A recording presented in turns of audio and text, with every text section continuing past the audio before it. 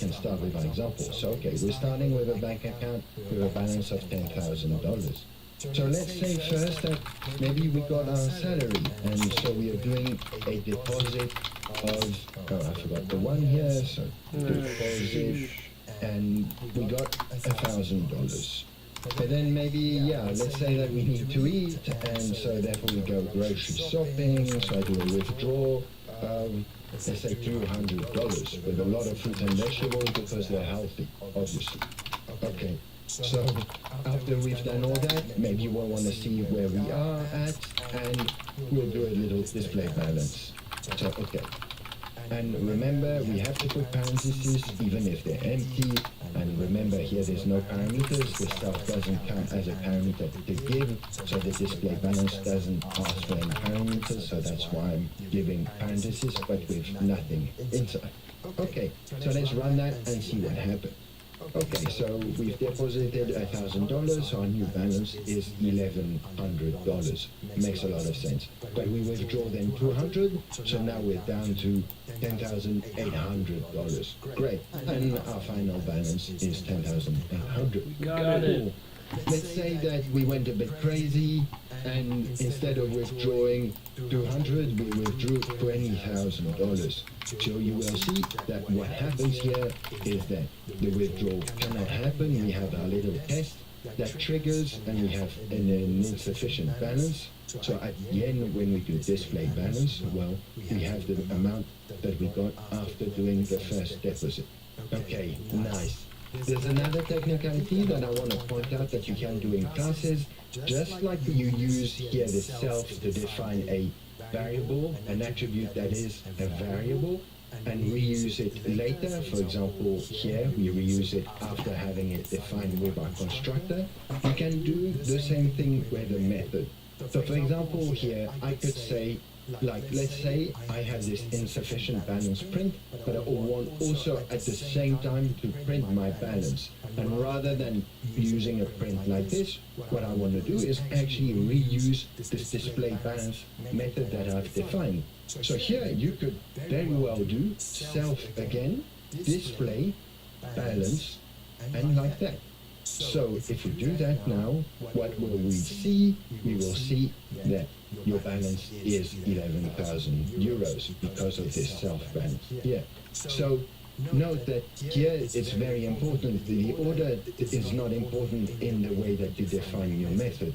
So I'm calling here the self-display balance, even though it's defined further down in the class, but that's not a problem at all. Just remember that you always start with the constructor. This is important, however. Want to go back to school in 2026? UMGC is waiving their application fee for February 11th, so it's a great time to apply. Okay, I think your head is probably buzzing with all this by now. I'm not going to lie to you. I think that classes is the most difficult and technical object to grasp in Python. It will take some time for you to get comfortable with it. It took all of us some time. But I hope you realize, or you're starting to realize, how this really enables us to create some real tangible examples. Anyways, you know practice is key, so this is an exercise for you. Around 90% of the world's finance still relies on Excel files. But today we're stepping up our game with something much more powerful, and that's the Python programming language. But actually, not just Python in general, but more specifically one of its famous libraries, the Pandas libraries. This is honestly a real game changer. It allows us to handle huge data sets with ease, to create more informative data, to exploit as much out of it as possible, and also to do all sorts of complex analysis and projections. It is basically everything you've ever wanted to do, and even more. Just a quick heads up before we get going. If you'd like to read along, we have a written version of this course on our website. Just check the links in the description below. And also, this course is brought to you in collaboration with the Crypto Robot channel. So if you're okay with French or subtitles, go check them out. They're really amazing. All right, let's get started.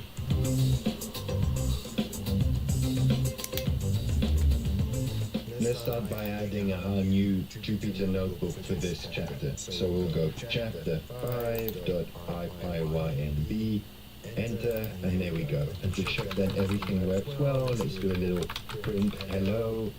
I'll just run this, and I'll have to select my kernel, so I'll go for this one. And we get that everything works fine. Perfect.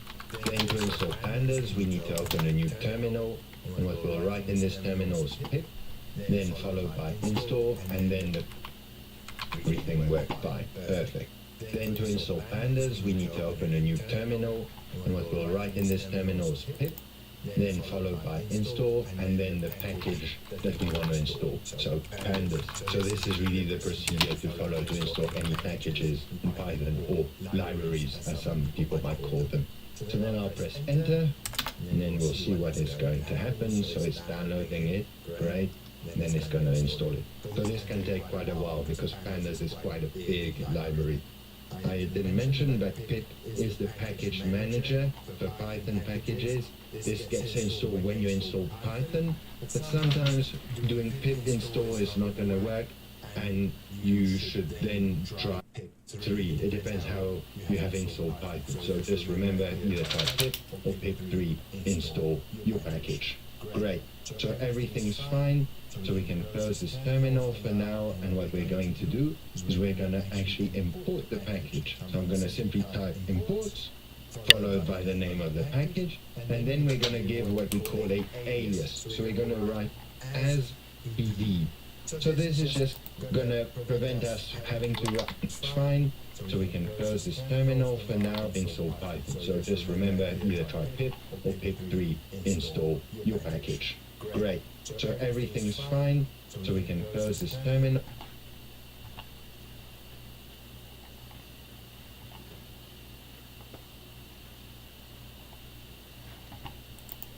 For now, and what we're going to do is we're going to actually import the package. So I'm going to simply type imports, followed by the name of the package, and then we're going to give what we call a alias. So we're going to write as bd. So this is just going to prevent us having to write every time the full word pandas, every time we're going to call something from the pandas library. Thanks to this, we'll just type bd. So it's just a shortcut, but it can save a lot of time when you're calling this library hundreds of times. So we can run that cell, and then let me show you a little test to check that everything works fine, and the import and the installation has done exactly what it should. What you can do is simply write bd dot call actually the version of that package, and if that runs, that means everything's fine. So we can run that cell, and then let me show you a little test to check that everything works fine, and the import and the installation has done exactly what it should. What you can do is simply write bd dot call actually the version of that package, and if that runs, that means everything's fine. We do get indeed the number version of the package, but also it meant that we've called a method within this package, and it works fine, so it's a proof that everything was done properly. Great. Now that we've successfully imported pandas, we can discover there's two main objects, and these are data frames and series, and we'll start with data frames. So what are they? Well, basically you can see them as a table where you represent this table with some indexes and some column names, and then obviously you have several columns and several rows. So it's a table with that. The data frame class has a ton of methods to help you deal with all this data in there and do so many operations, and we'll see quite a lot of them. So to move on, what we'll do is I'll simply come here and copy this little after here, this example here, and I'll paste it in the code. Okay, so let me explain what we have here. So this, you remember... Oh shit, I gotta go find that. Where is that?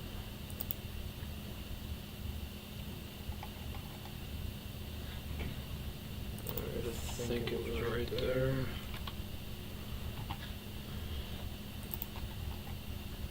What part did you copy into? This first section.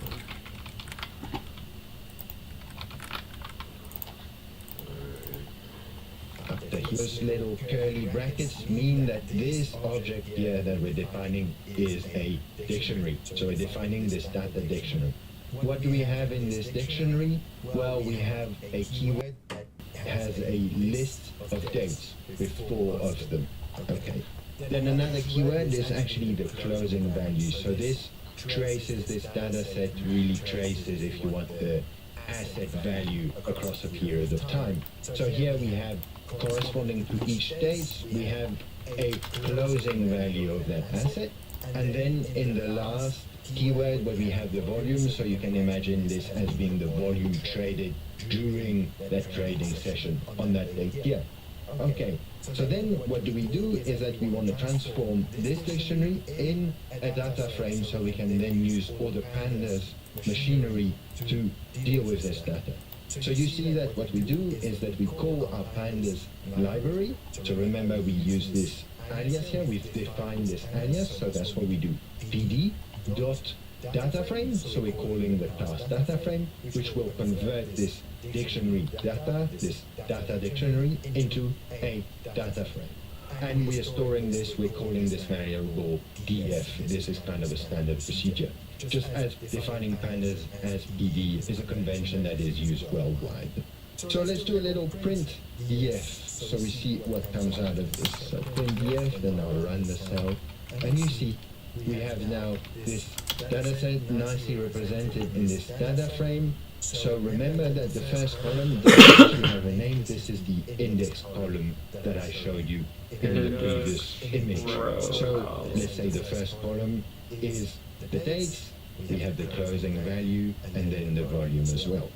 Note, by the way, if you're using, like I am here, a Jupyter's Notebook, if you only did df like this, you'll have a nicer representation of this table where it's a bit more fancy, but it's exactly the same information displayed.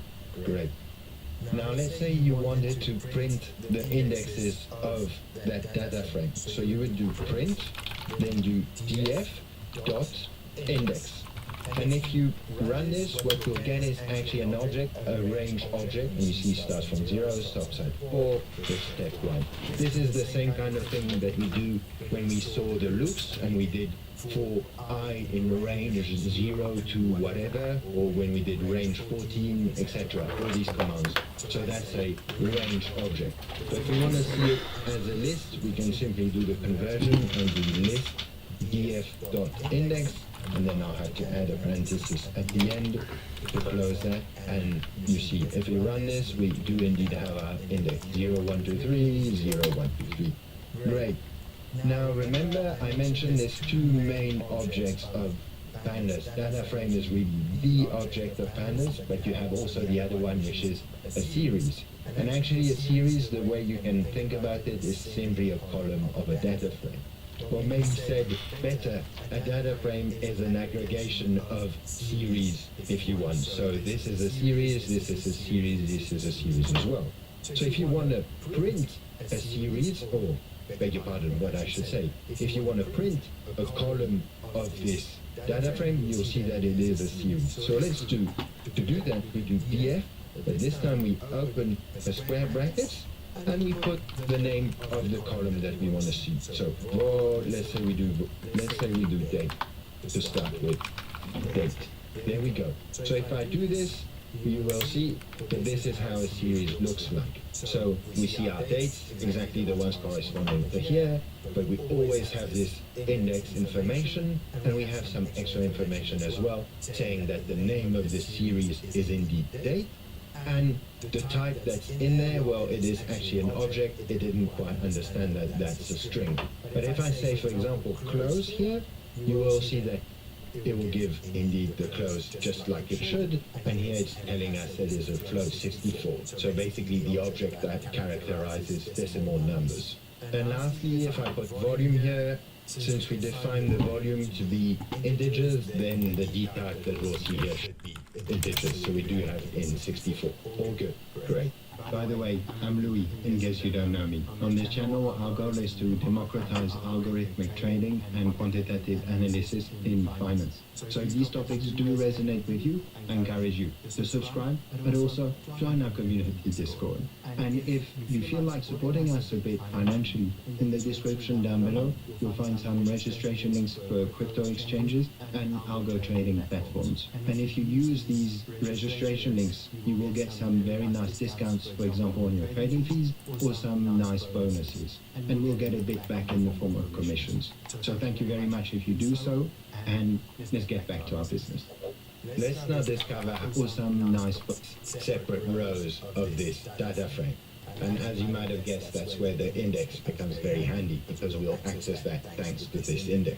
So what you have to do is do df, then use lock, short for location. So df.lock, and then you put the index of the row you want to get access to. So there you go, row 2, should we check?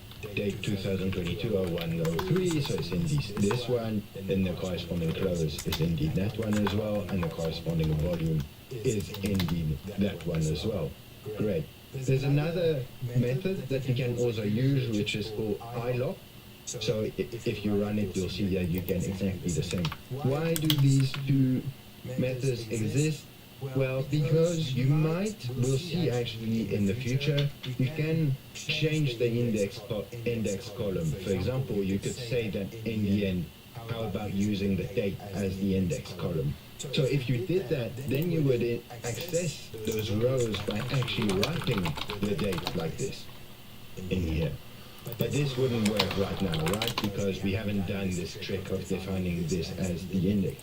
But anyways, if we had done that, we would use indeed lock to do this accessing of the rows, but you could still use iLock and then give numbers. So this iLock will always keep track of this ordering, so that's why both exist. Now you might be thinking, how do we access an actual value within that data frame? So let's go back to the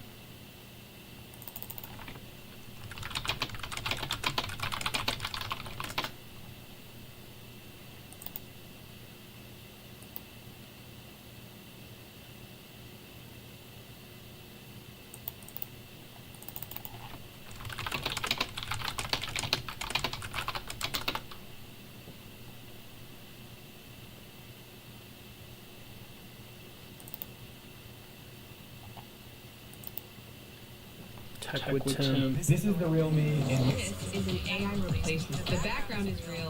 the AI character is not. But we can flip it. So for our prompt template, we're gonna do the following. We're gonna say from LangChain, and then this is gonna be underscore and core, and then this is gonna be dot prompts, and we're gonna import the chat.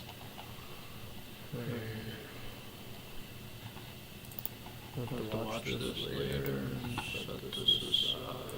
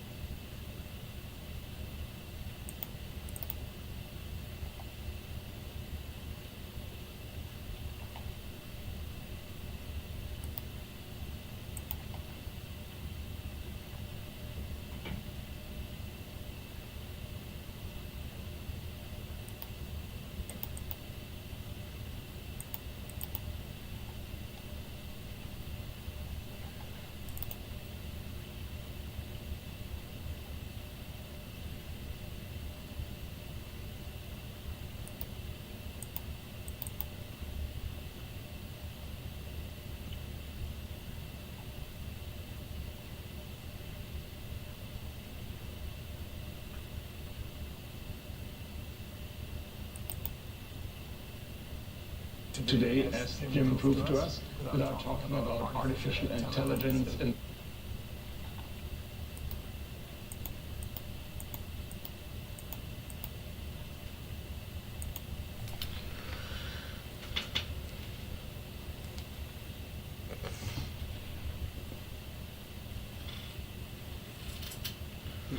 Make a bunch of cash doing this.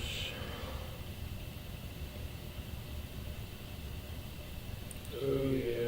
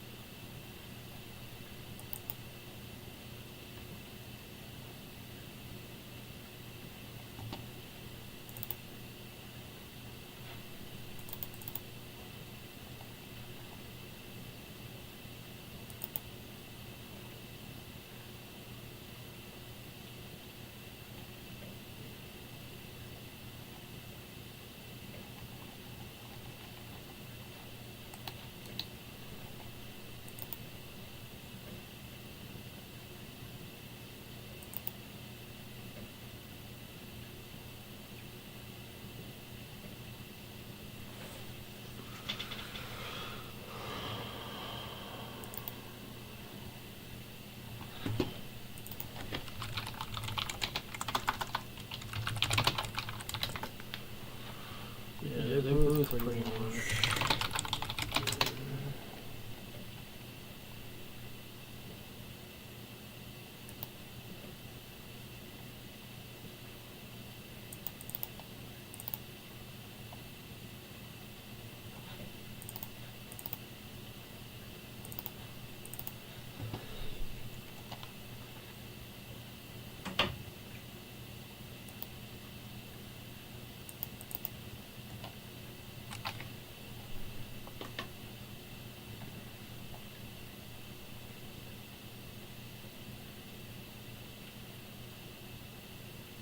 I think GitLab ultimately gets bought out. But it's pretty important. Yeah, double money up here eventually.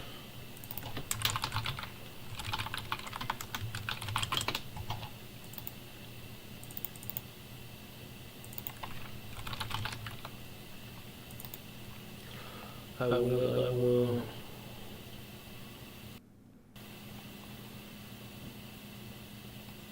Yeah, look at this.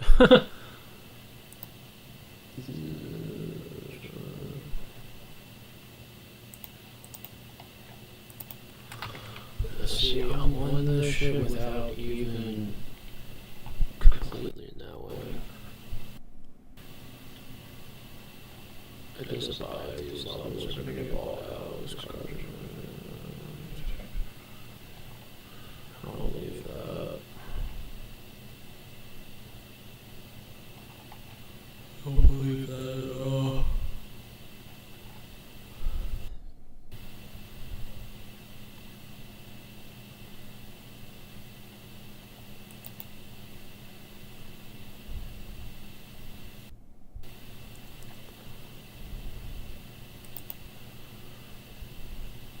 Yeah, I got a little run up from these levels. Maybe it goes to 30.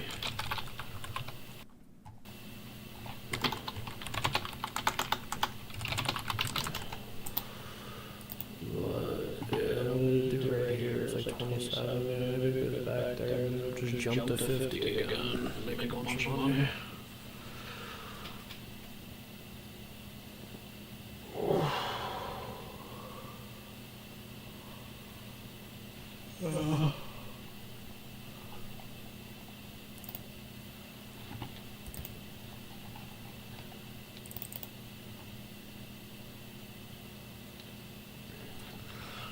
I'm getting to the point where I want to read soon though. Maybe I'll finish this whole podcast and just start reading.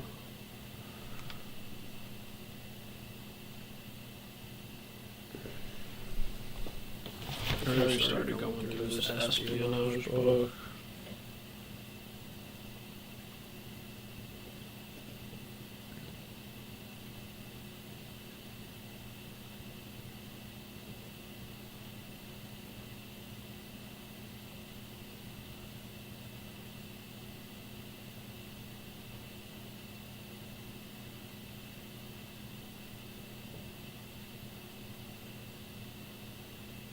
Saxon Steamer. See what's talking about here now.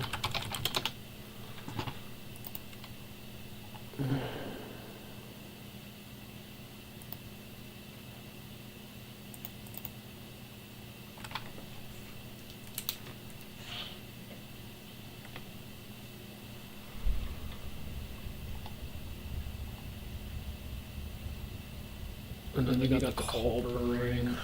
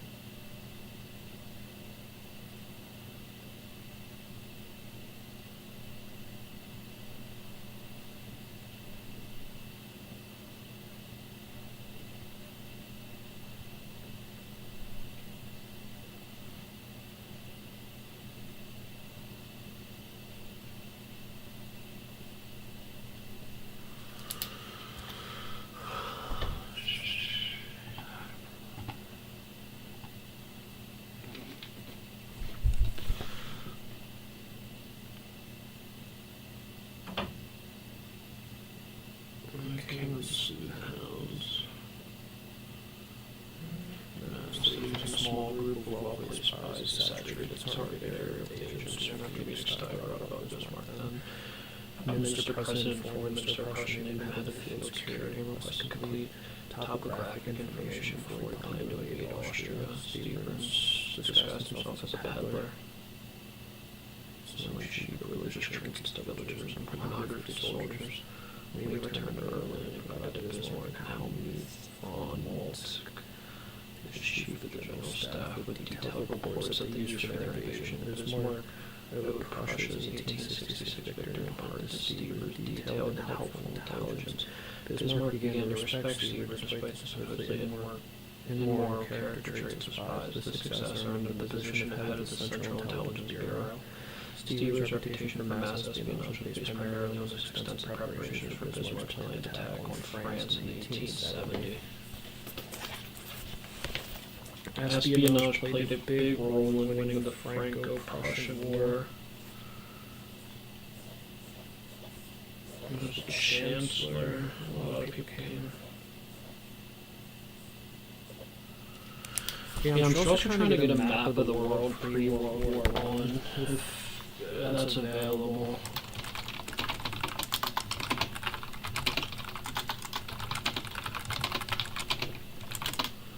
Because essentially what happened is they broke up this and the Austrian-Hungarian Empire, and then they divided it into a bunch of states.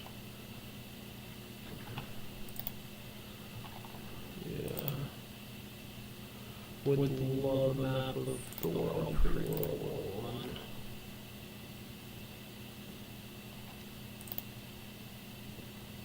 It's not easy to come by. Really?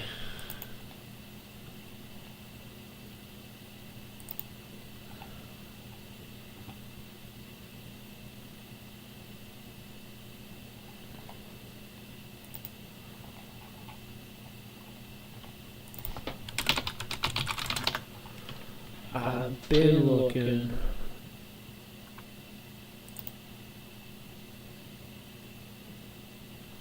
Yeah, the whole world is what I'm saying.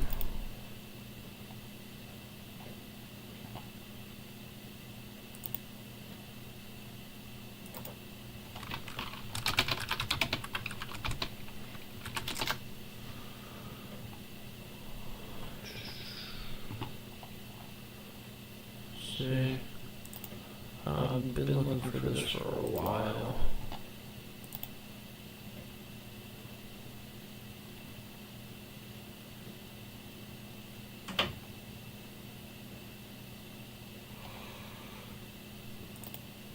It was to sell a European map.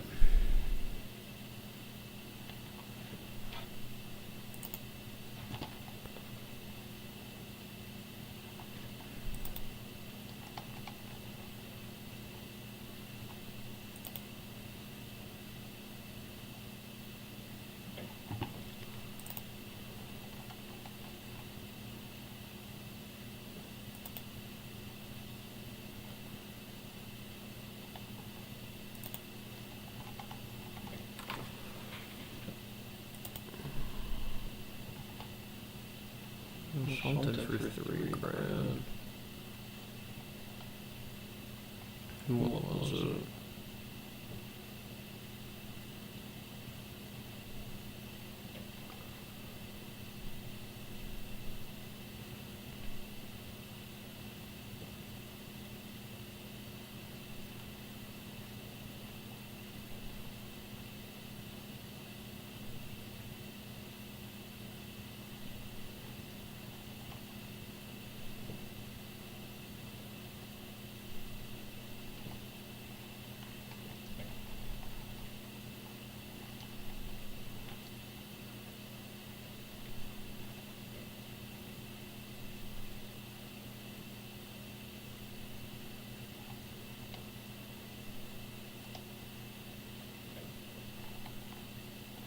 Some crazy propaganda.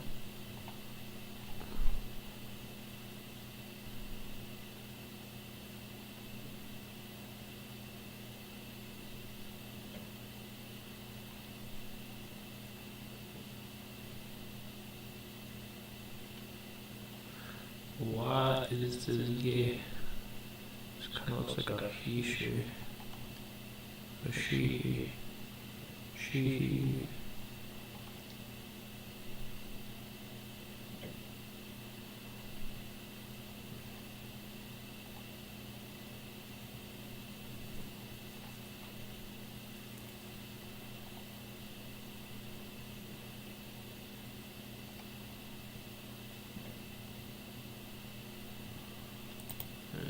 I'm just trying to find a World War One map. That's it.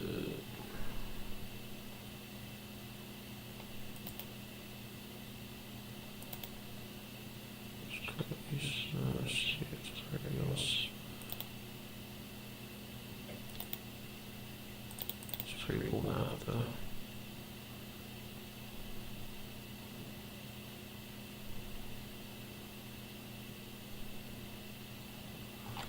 Yeah. It's crazy.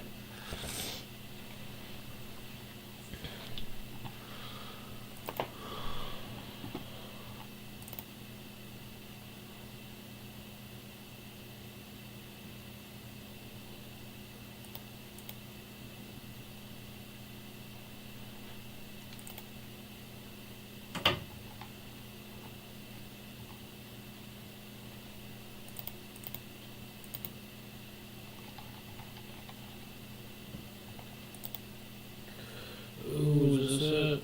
This might be it. We might be able to buy it. $25.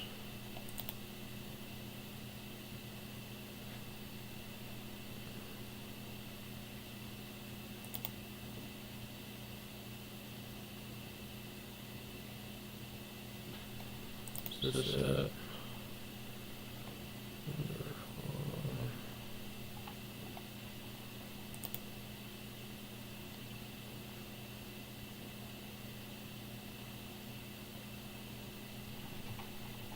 What size is that?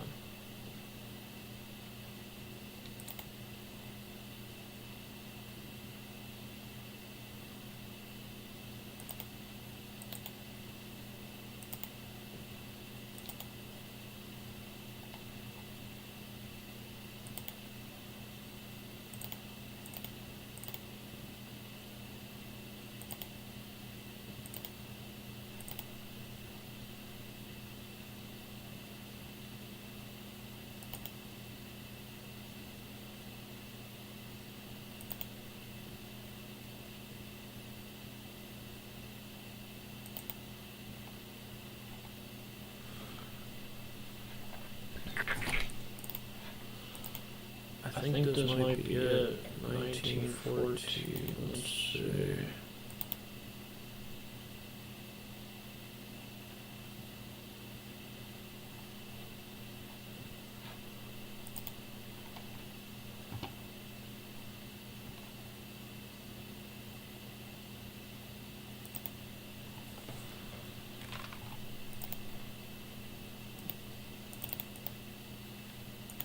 Just want to see what it says in Europe. Can't see it.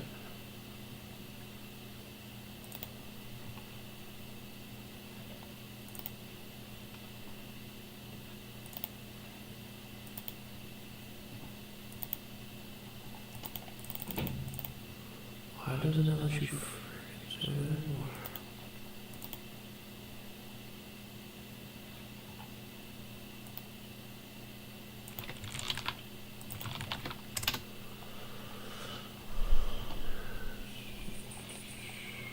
I don't know, I have to save this though, I think that's it. I don't know what it is.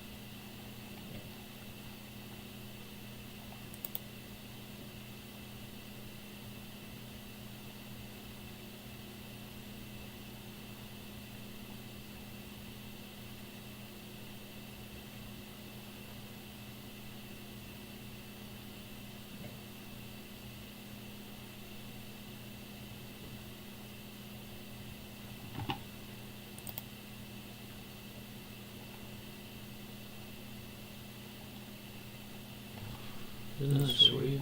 I think it's pretty cool.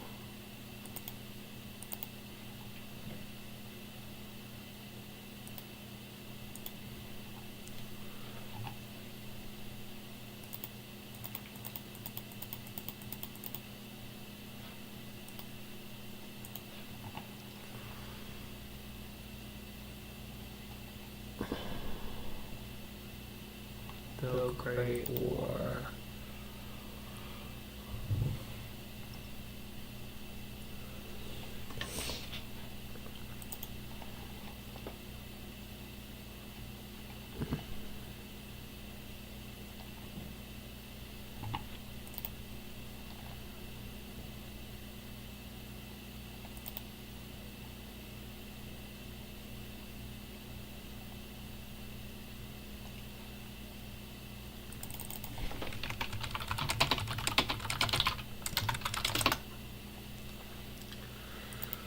Rare maps.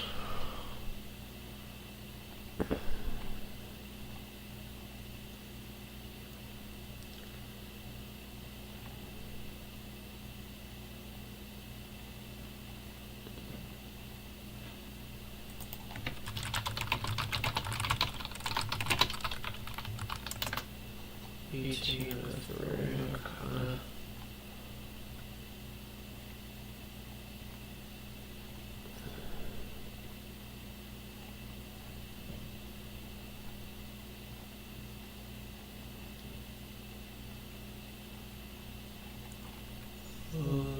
Yeah.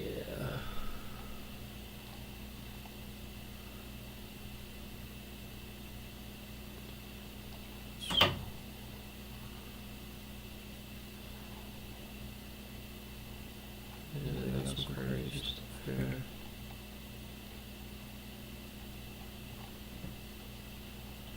San Francisco Japanese.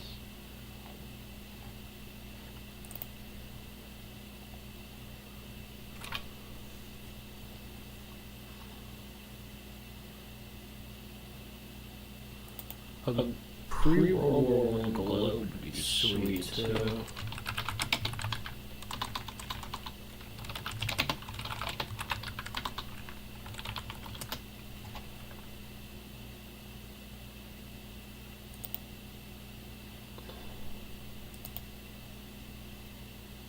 Yeah, see, this is sweet.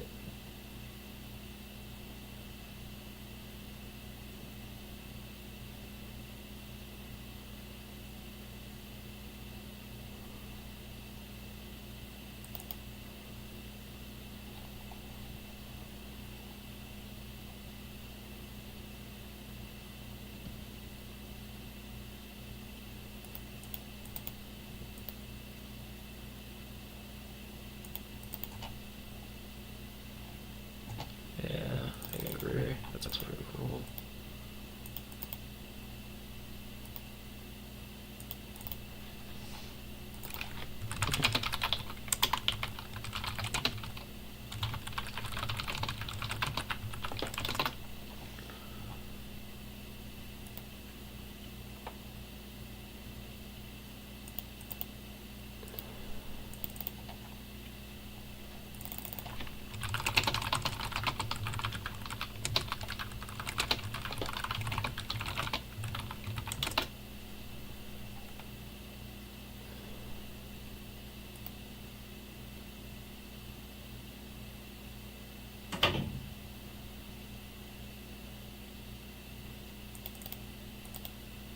It's crazy. Yeah, it's crazy. It's not even that long ago.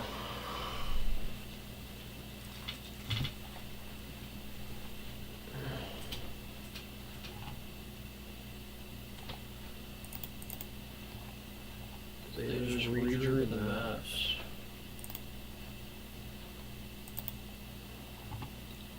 I'd rather say that being how the world looks right now may not be the way the world looks in a few hundred years or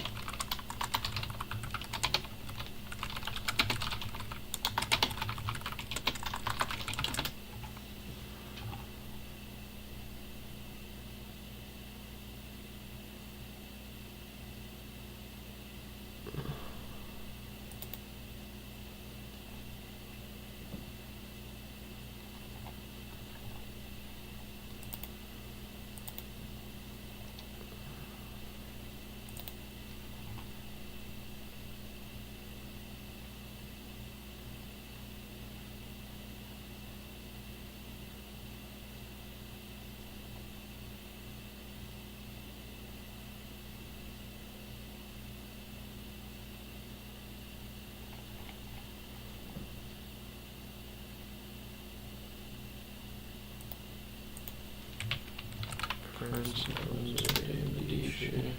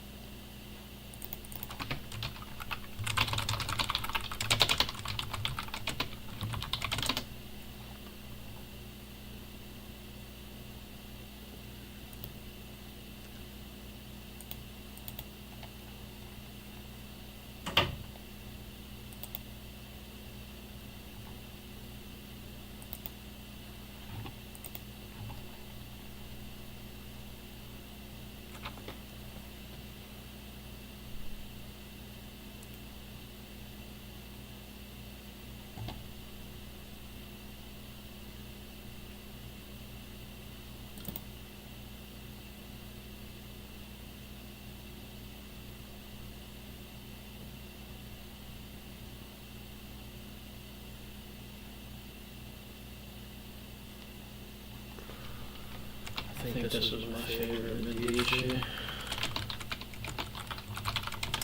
782 Cosmo. The Lorenzo was pretty sweet.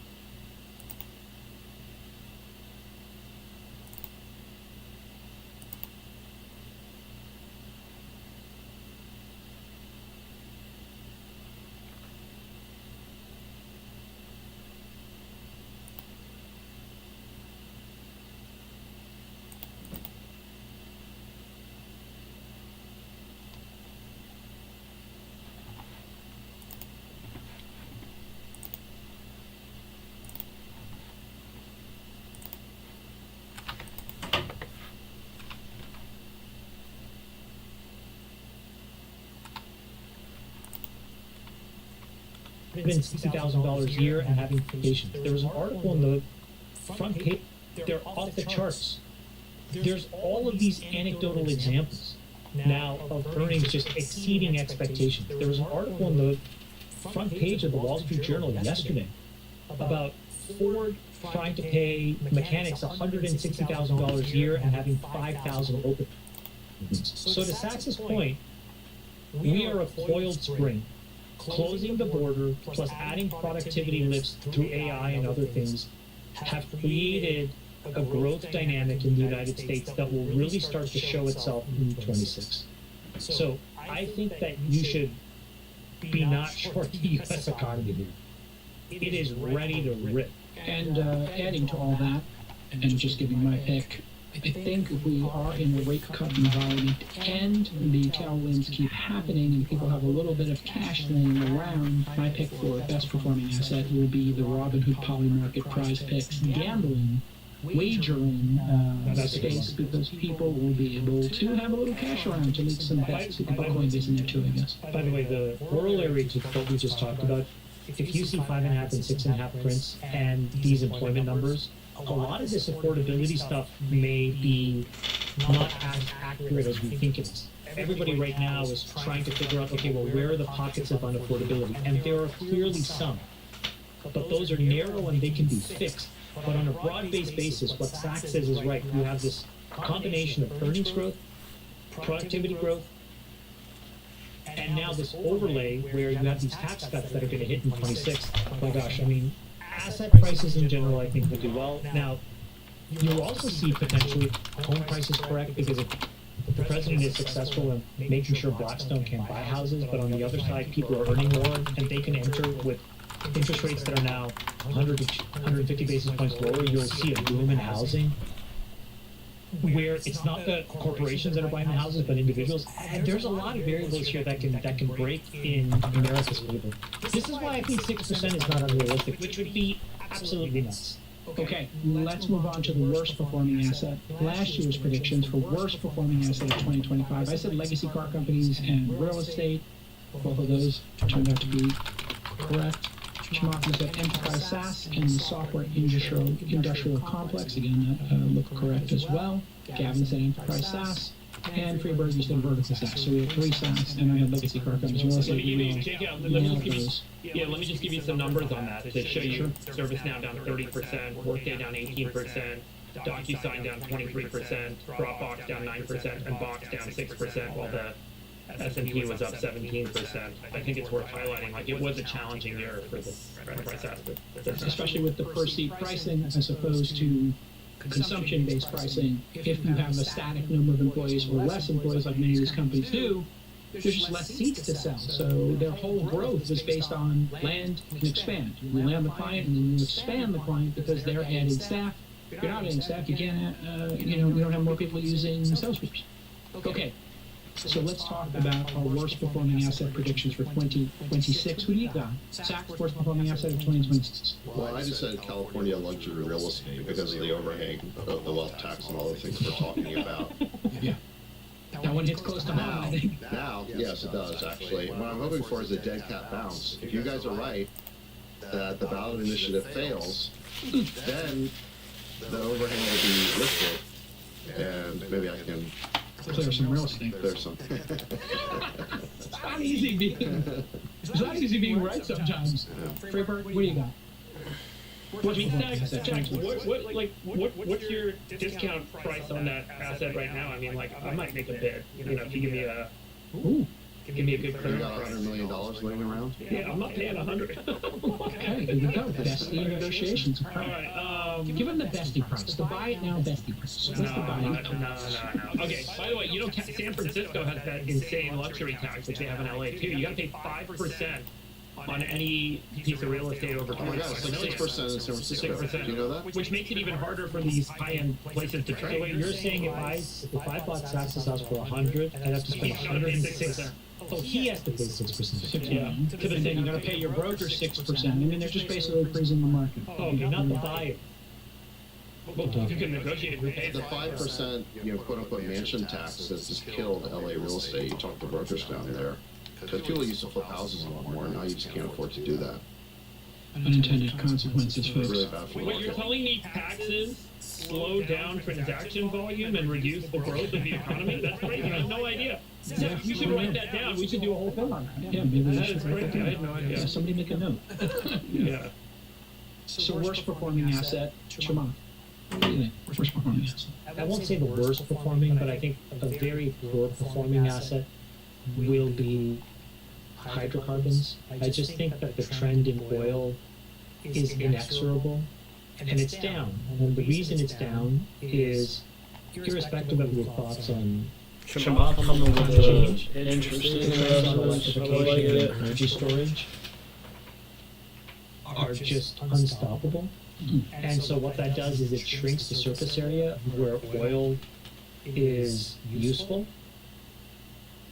It's not like a cataclysmic thing, but it's sort of a melting iceberg where does it see $65 or $45? And I would say on a per barrel basis, I think it's more likely to see 45 than 65. Okay, I went with the U.S. dollar in different permutations of how you can buy it because our debt continues to grow unabated. And The debasement trade, Jake Calhoun. I just think it's going to be hard for the USD because we're talking about we've been at it and used. Likely to see 45 than 65. Okay, I went with the U.S. dollar in different permutations of how you can buy it because our debt continues to grow unabated. And The debasement trade, Jake Calhoun. I just think it's going to be hard for the USD because we're talking about we've been at it. I think we're going to add $2 trillion in debt. debt this year, and then if we're increasing, and again, I know Trump says, President Trump says a lot of things, but if we're increasing the military budget by 50%, that means that's going to be straight to our debt line. So it's just going to be harder and harder for the dollar. It doesn't mean that America's not going to do great, but the value of the American dollar is going to be challenged, which we see in people moving to gold and silver and perhaps copper. Okay, if you could give us your worst performing asset of 2026. It would be Netflix if they don't close the Warner Brother deal. I do think Netflix's service is being challenged from all sides with deep content libraries. And I think we're seeing a great commoditization happening. I've also heard directly from folks in Hollywood, the creators of new content, that people would prefer not to work with Netflix. They only pay creators cost plus 10% now. And so as a creator, you're actually better off not doing deals with Netflix anymore, so their content library is going to shrink because of the natural economic forces underway. Alternative, if they do close on Warner Brothers, I think they've got some good runway in terms of that content library, and they'll be fine. And in that case, my worst performing asset would be traditional media stocks. And I do think that they're going to underperform. There is just such an incredible variety of high quality content that's emerging from independent creators that are leveraging their own distribution platform through YouTube and others. And I think that traditional media is going to continue to be deeply challenged, as we've seen, for example, just in the news segment with the rise of citizen journalism. So that's what I would have. Yeah, and the Netflix observation, I think, is well founded because they're also, in terms of expanding their library, they just did a deal with Bill Simmons, I see, and with Barstool Sports to move over their sports shows, podcasts, video shows from YouTube, and they're going to take them off YouTube and put them on Netflix exclusively. So that's a really interesting trend as well to keep an eye on. Okay. By the way, before we move off assets, just on best performing asset, there's one category we didn't talk about, but I think it's kind of interesting, which is the category of assets that qualify for accelerated depreciation capital equipment. Yes. That includes things like planes, so forth. There's now 100% accelerated depreciation for certain kinds of capital equipment because of the big beautiful bill, and it kind of goes along with some of the tax cuts that we talked about. But man, that is making those markets super hot right now. Absolutely. Try buying a plane these days. It's very difficult. No, Jason, it's not planes. It's like Caterpillar. It's everything. Tractors. It's generators. It's Siemens. This is why Siemens stock is through the roof. All of this capital equipment, you get to write it off 100% in year one. It's creating a massive infrastructure build out in the U.S. So absolutely, there's some companies that are huge beneficiaries of this, obviously, because they're the sellers of the capital equipment. And of course, this is one of the reasons GDP is going up, is people are actually investing in business again. Okay, most anticipated trend. By the way, this is the corollary of the statement that if you reduce taxes, the economy grows. So here we go. Yeah. Most anticipated trend. The latest edition of the Force 4 Speaker Series. I'm Jamie Stout, the Director of Membership for the Abraham Lincoln Presidential Library Foundation. We're all enjoying these discussions so much that we just decided to go ahead and offer this as a permanent member benefit. We've labeled it the Force 4 Speaker Series. We have intentions of offering at least one author a month and additional added other benefits like tonight's historical interpreter.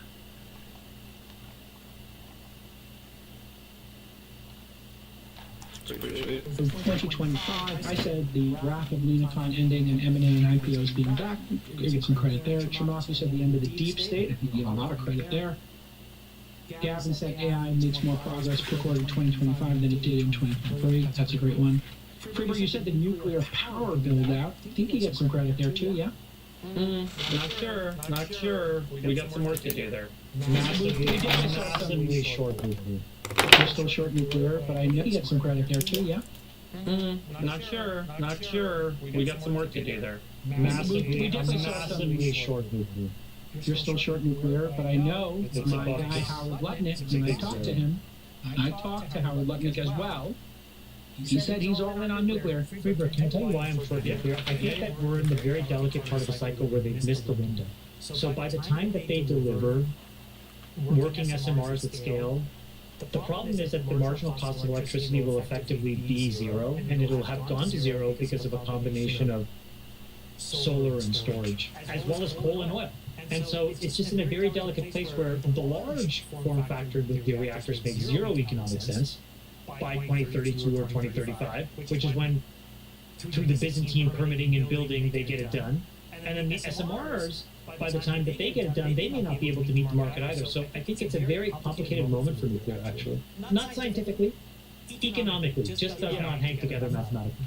I think that's if you assume no shift in the demand curve, and I think that like if you look at China going to 8 terawatts of production in by 2040 or whatever it is, and we're sitting at 1 and we're not moving, we are going to have a big catch up to do. And the question is, can we really build out 2-3 terawatts of electricity generation? How are we going to build out 2 to 3 terawatts of electricity generation? The amount of land that you would need with solar, and what's it going to take to get all of that installed and so on. And by the way, there's a lot of this stuff in China. If you look at all the big solar build-outs that they did, where they're ripping it up now.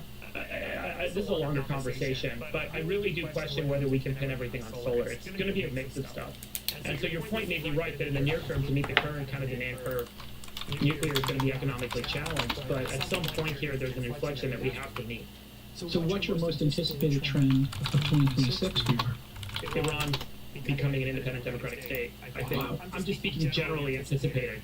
I think a lot of people are anticipating that this is going to happen this year. There's an uprising in the streets, there's a weakening of the Ayatollahs, and there seems to be a moment underway. And the demographics are destiny. There's a lot of young people in Iran, and they do not want to live under the current rule. They want to be free. But there is a major economic problem in Iran in terms of affordability. You think we have an issue of affordability in the U.S.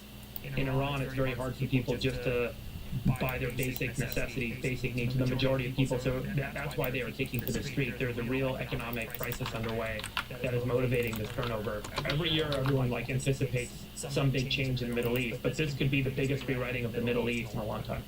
Okay, Sachs, what do you got? For categories. Most anticipated trend of 2026. What do you got, Sachs? I said auditing government spending at all levels. That's a good one. Decentralized Doge. Yes! Let 1,000 Nick Shirleys bloom. Let's do it. Audit everything. Audit everything means to normalize independent audits across the board. Whistleblowers, let's go. It is not acceptable for Gavin Newsom, for example, to prohibit audits as he did with homeless spending. All government spending needs to be opened up and audited by the public. You need to be able to see where it's going. And that's just got to happen. The Pentagon. When's the Pentagon? When are they going to pass an audit? Right? And that's some of our biggest line items. Let's get them to be audited. Hey, there's something President Trump could do. They're actually at least trying. They're at least failing the audit. Gavin Newsom's prohibiting the audit. Start where you're prohibiting them first. How about that? Yeah, I mean, just audit everything, I think, would be, I love it.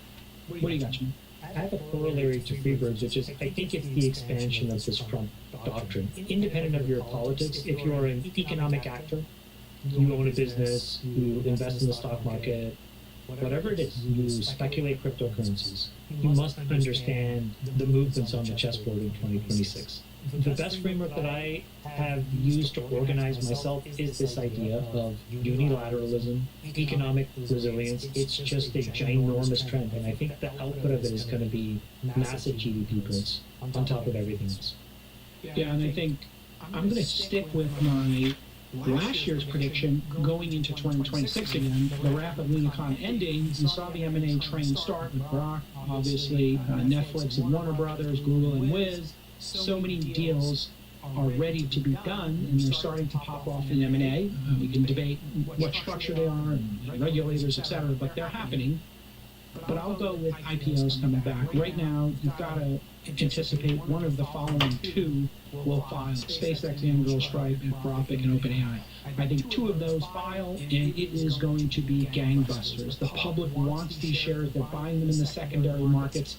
We have half as many publicly traded companies. The public would like to participate, and this is something Trump can uniquely do that the Democrats were trying to stop and slow down, which was M&A and IPOs. I think this will be the year of the mega IPOs. It's going to be very exciting for Silicon Valley. It's going to be very exciting for the employees at these companies and for the pension funds and the endowments that own shares in these companies.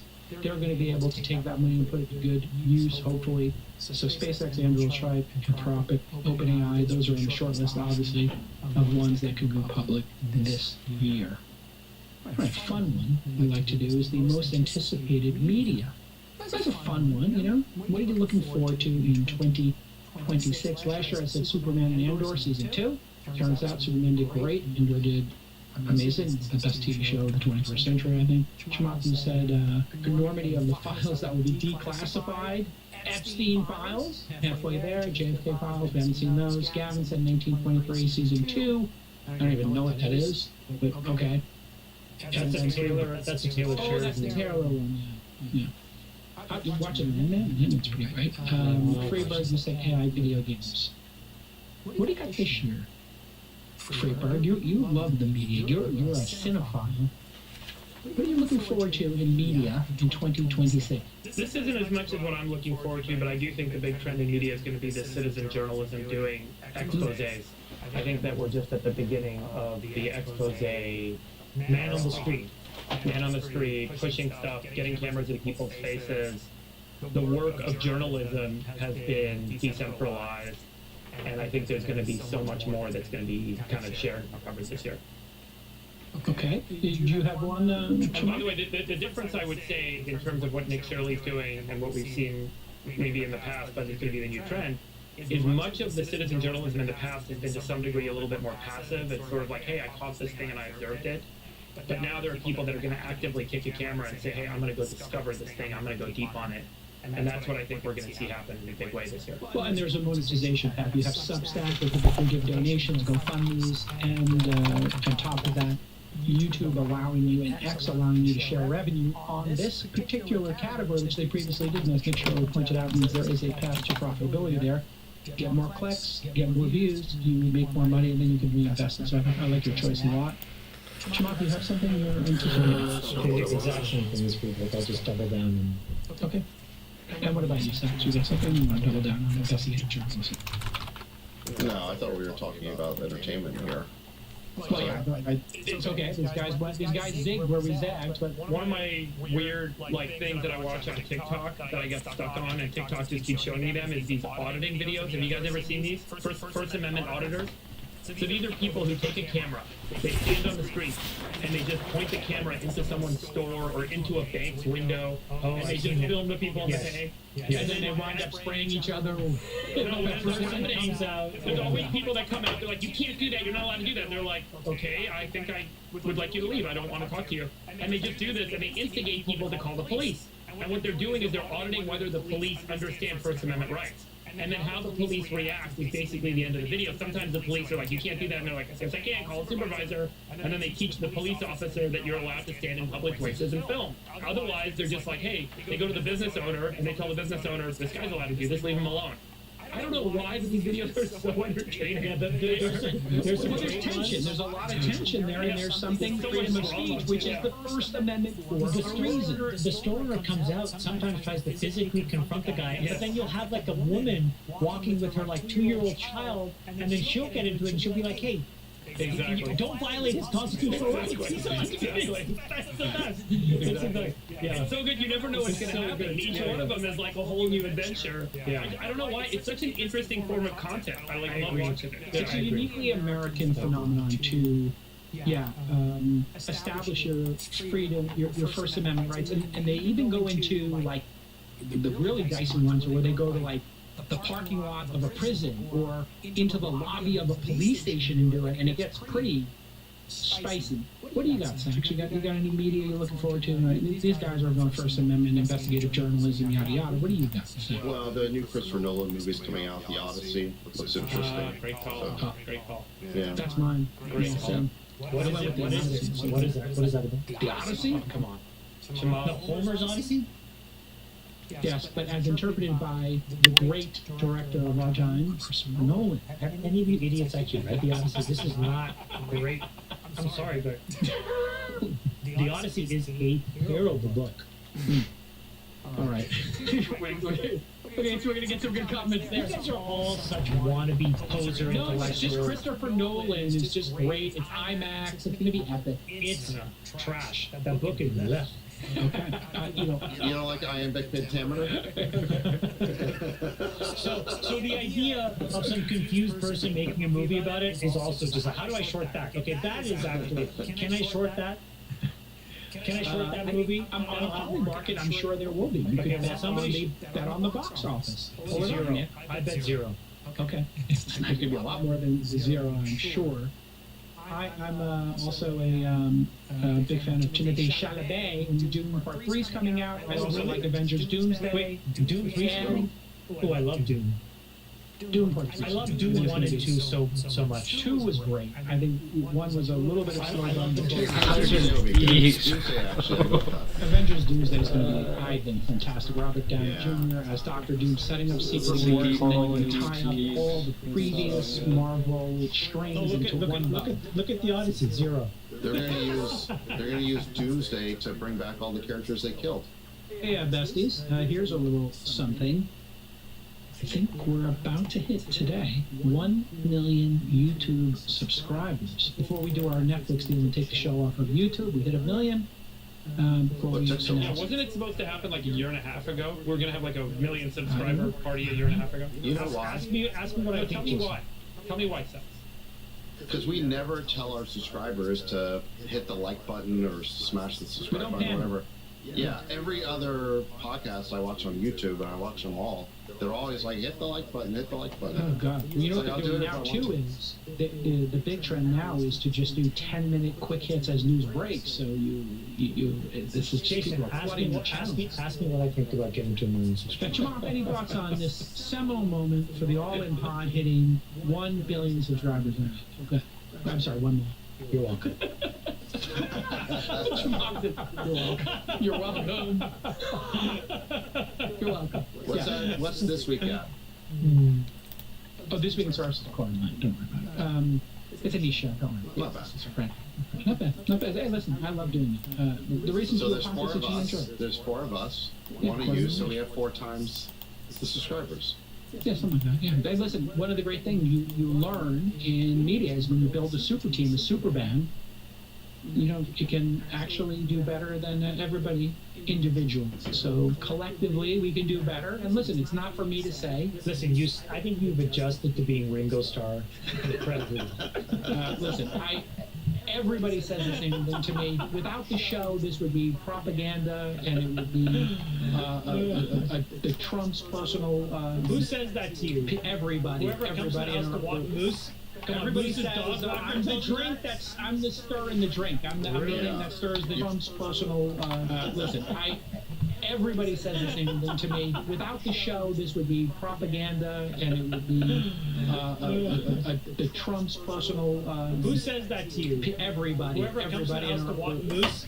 Come on, Everybody Moose's says dog I'm the drink I'm the stir in the drink. I'm the thing that stirs the You're drink. keeping the private equity wives watching. Great job. Absolutely, I'm keeping them in. All the private equities love it. For every left winger that you keep watching the pod, we probably lose 5 MAGA Oh people. no! You can. If I we were can just tell you the MAGA something. show. The people, the MAGA people, they love hating me. They love hating me, and they love to come back every week to hate watch me and my takes. They do. Just like they hate watch you, Jamal. The private But equity it's for a wives different reason. they tune in to hate you and hate me. Well, listen, it's been a great year. It's been a great year. Great job, besties. We kept the band together for 1 more year. Let's do a poly market. Chances the All-In audience makes it to 2027. Ladies and gentlemen, welcome to the Tim Dillon Show. We will get into it here. The news.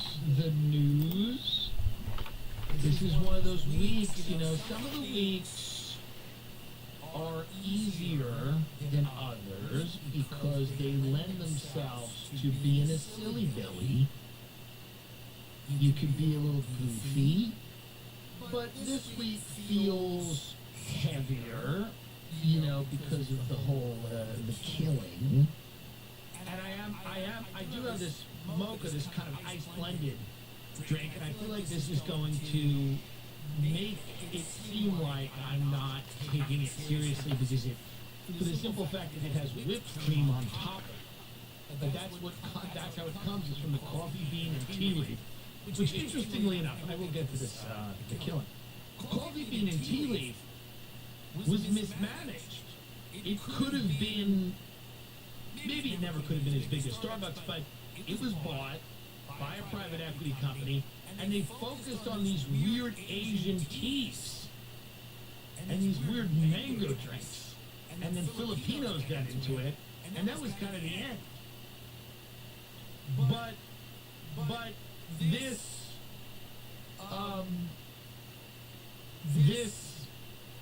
mocha blend, I think, is better than the Frappuccino because they use cocoa powder. And that, to me, they focused a lot on the tea and kind of tropical island concoctions.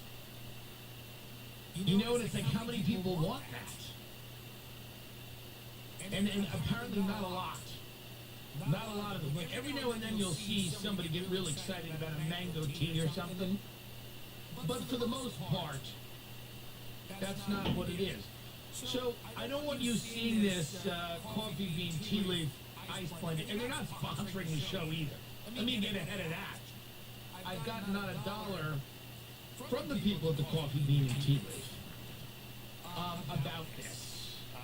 But as I consume this, and there will be a moment where I'll take the top off because I do like to kind of eat the whipped cream before it deflates. But I will discuss this while I'm doing that. And and I'll try not to have this happen, but if there is a situation where there's whipped cream on my nose while I'm doing this, it's not, you know what I mean? This isn't, I'm not doing a thing, I'm doing my best so that doesn't happen. But there is a chance that'll happen, and then I'm going to look ridiculous because I have whipped cream on my nose from this coffee blended beverage, and I'm trying to make points. And I don't want people to get upset at that. Or if I spill it on myself, if any of it gets on me while I'm making these points, and there's whipped cream on me, if I spill it on myself,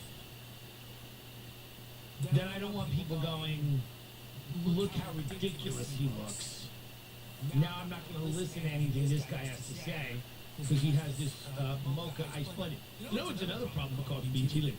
The name, ice blended. Frappuccino is a better name.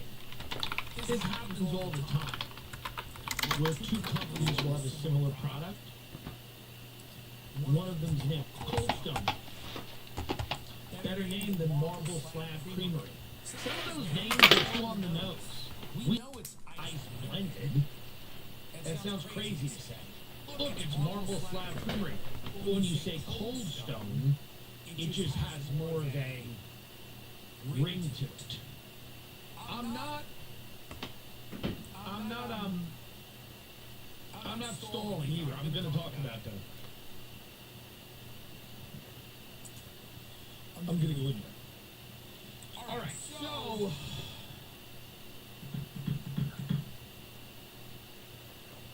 Minnesota. Cold place.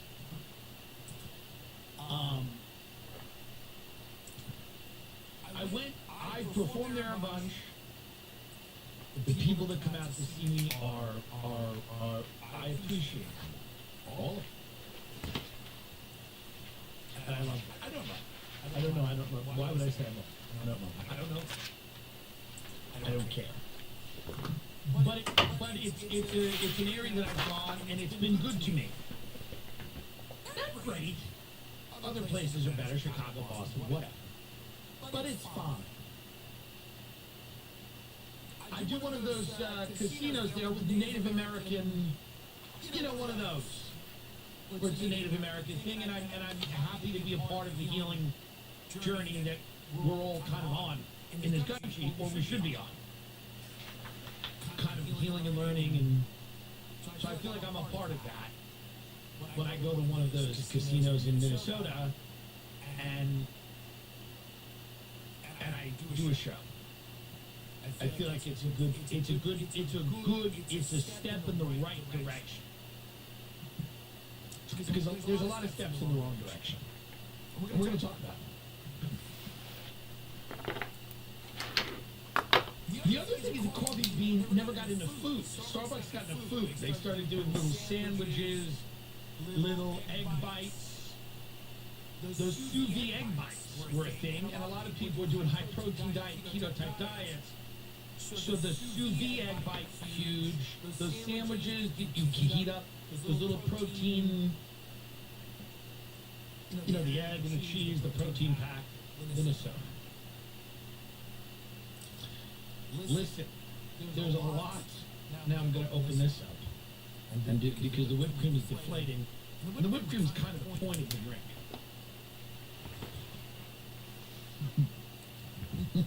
You know, I'm not laughing at what is happening.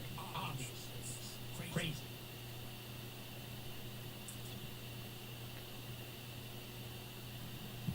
What about these daycares? All right, that's another story. That's another story. There's this woman in her car. She's a lesbian poet. This is the story. I'm not even doing anything. I'm not even doing anything. I'm literally saying the story. And then you have ICE. Who the hell are they? We don't even know. These are people that like answered an ad on Craigslist. I mean, you don't even. I mean, these people. Who is joining ICE? I mean, these people are so shocked. The people who are joining ICE are so shocked. You know, they don't have anything going on. These are people who like a mole threw out because they couldn't do like security at a mall. They like, you know, I don't know what they did, but they're out there. They maybe attacked a child or something. So I don't know who's, you know, they got ICE in them. And ICE is going, I don't know what's happening in Minnesota either, but they're because of the Somalis and the daycare. That's why there's more ICE there now than there was. Because there's a federal investigation into the daycares, because the kid did the thing with the daycares. Okay. Which, whatever. I don't know. What am I investigating? I'm sure there's fraud. There's a lot of fraud everywhere, but I'm sure there is fraud there. I'm sure there's something there. And we talked about that, you know? But I'm not like boots on the ground in Minnesota going to daycares, finding out where the kids are. You know what I mean? Like I'm not. This is not part of my job as whatever I'm doing here. I don't even know what I'm doing. But whatever I'm doing, I'm not in like. Hello. It just said that there was a picture of you just holding a bag. Is this it right there? It's supposed to be the shekels you traded him in for. It's like 30 pieces of silver. So let's say one of them's named. Hello, are you Mogadishu? What the hell is this? Where are the children? That's my question if he was doing it. If I was doing it, that's what I would have said. I'm just saying the name is Mogadishu because I don't know any other Somali words. Now, so they got the and they're probably skimming a little. Yeah. I mean, they're coming in here. A lot of groups of people come here and they go. I mean, the Italians. So he's holding a bag of silver. You know, the Italians did the mafia. The Irish, you know, like, that's right. Just hit people. Hitting in there. A lot of the Irish women were hitting, let's be honest. But what I'm saying is this. It's not, you got some fraud. You got some fraud. Like, I can imagine, like, the DHS or whatever being like, you've listed one of the children's names as Jiminy Cricket. So this woman, Mowgli. So this woman is a lesbian poet, and she supposedly is like, and then you have ICE. This is a bad mix. I couldn't think, and I'm not, could you think of a worse mix than a lesbian poet and ICE? That's not a fun. Is that a fun? Is that a fun holiday party? Is that a fun holiday party? We could have the lesbian poet and ice roll together in a house. Not my house. I don't want that. I don't want that. I don't want that in my house. Because it would be, it's a combustible mix. The lesbian poet is, she's like anti-ice. And I've been really consistent here with the fact that I believe we need a border and a country, and I don't think we can have an open border. It's not realistic. It's not. I mean, I just don't understand why anyone thinks that would work.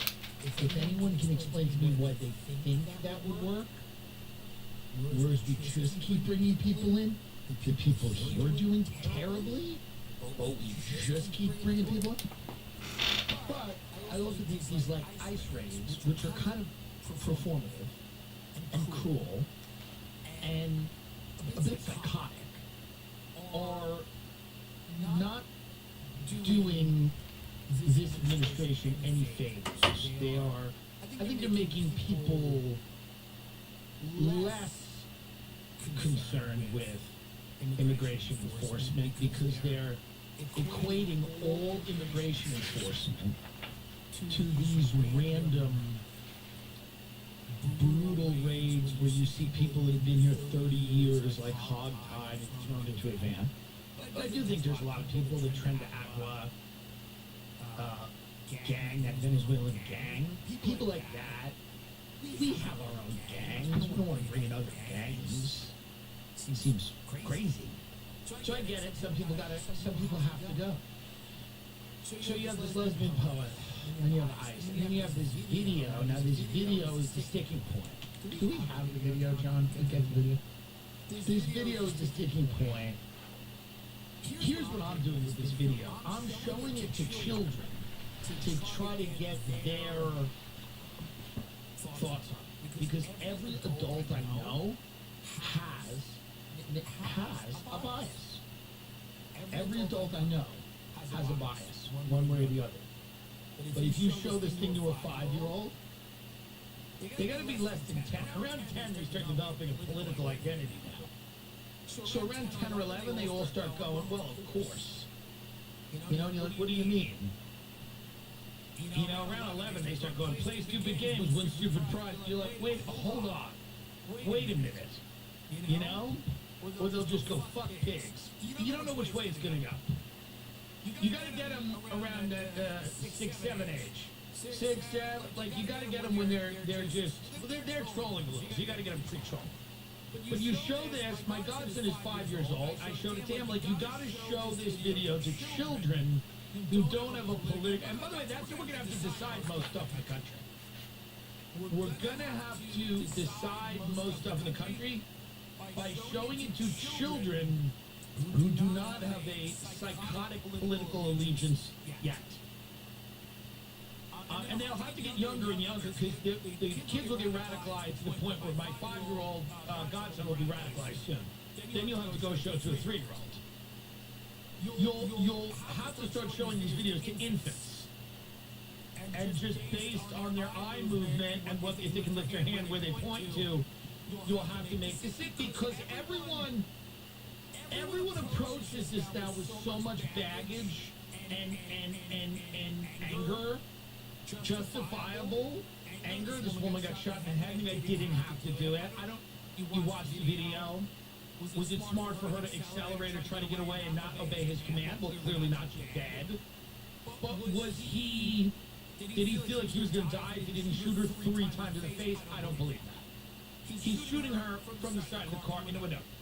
But I had to have all of that explained to me by a 6-year-old at the Cheesecake Factory who's eating with his parents. And I said, do you mind if I show your son a video of what happened in Minnesota? And they said, yeah, that's fine. And I go, I want to get a read on this. They go, yeah, he's pretty good with stuff like this. I go, this isn't going to like, you want to have nightmares or anything? They go, he doesn't really care. And I explained to him, I said, listen, I want to show you a video. I'm not going to tell you anything about it. What's the deal? And then he said to me, listen, This is literally word for word. He said, "It is clear from this video that while she may or may not have been engaged in obstructing ISIS operations, which would be maybe laudable depending on your point of view, but unlawful clearly," he said, "but from this video we can see that the acceleration does not get to the point where the officer fears for his life enough to justifiably shoot her 3 times in the face." And then I said, "Thank you." And he goes, "No problem." And that's, I had to literally find a child at the Cheesecake Factory who had not developed a political identity yet. Everyone in our country has a political identity. No one's interested. By the way, you don't want to spend time with anyone. No one. I mean, truly. The internet has made everything so uncool. No offense to Mr. Beast. I look at that Beast Games thing he did, and all the people that came out to see it. I mean, it couldn't be less cool. It couldn't be less cool. I don't know what that is. And I'm sure it's interesting. I don't know what he's got people doing Hunger Games stuff. I don't care.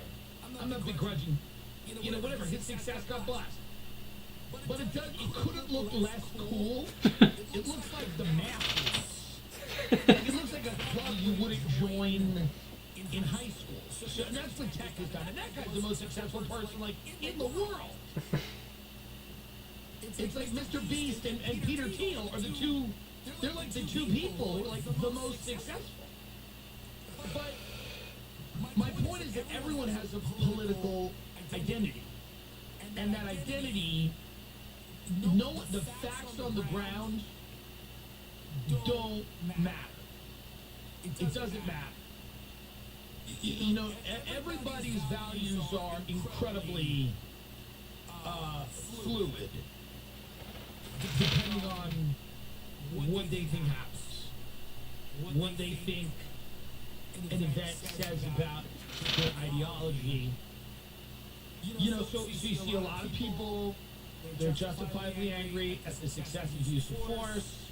You're not going to get a murder conviction. You won't. You just won't. Reasonable doubt, you won't get it, whatever. You can call it murder. It is murder. I mean, you murdered her. I don't know. You'll never get a conviction. A drug dealer sells someone drugs, they die. You can say it's murder, but you'll never get, here, I don't think you'll get a conviction on that. You don't need to overhaul your life to start investing, just automate it. With Stash, you knew your money goes to be quietly run in the background while you focus on everything else. But everyone wants a civil war on all sides, and everyone on the internet is trying to, make a civil war happen. And everyone's trying to what Preem? Where? I got it. I told you it was gonna happen. I literally said it was gonna happen in the beginning of the show. This is so much better than the Frappuccino. Fuck the Frappuccino. How about that? Anyway, the Civil War is we're trying to avoid that. We're trying to avoid that. We're finally doing good stuff. We got Maduro, we captured him, and we're stealing their oil. Listen, I mean, you might not like it. It might not help you, but it should, if gas doesn't come down, gas has got to come down. Gas has got to come down. Because now we're doing the thing, and everybody's said this already. Obviously, this is not my, I'm late to this train. But, it's pretty widely accepted now that we went in there to steal the oil. No one's even pretending that we're doing anything else. This is our thing. So the price of oil has to come down. If we're going to kidnap a guy, which was clearly some deal, someone sold him out, obviously. But if that shit's going to happen, we're going to do stuff like that. The thing, the commodity that it is linked to has to come down. It has to come down.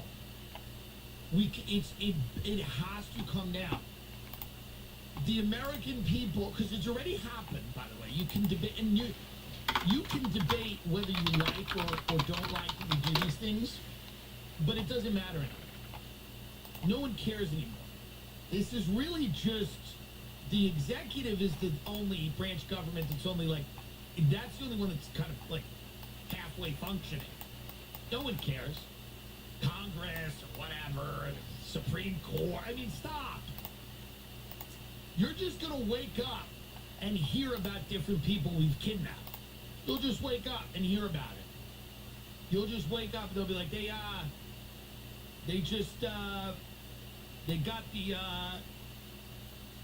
the president of Panama. You go, what? They go, yeah, they got him. He was skiing. They got him when he was skiing? Yeah, he got to the bottom of the hill. They just... It's crazy how they got stashes in the sky everywhere. And then you gotta find a grow there. Well, what do we get? What do we get? I mean, Colombia, we get blow, we get coffee. Like, what do we get? What is the product that is less expensive because we have kidnapped the leader of that country? Truly, I mean, that's how we will survive for the next few years until it's World War III, which seems to be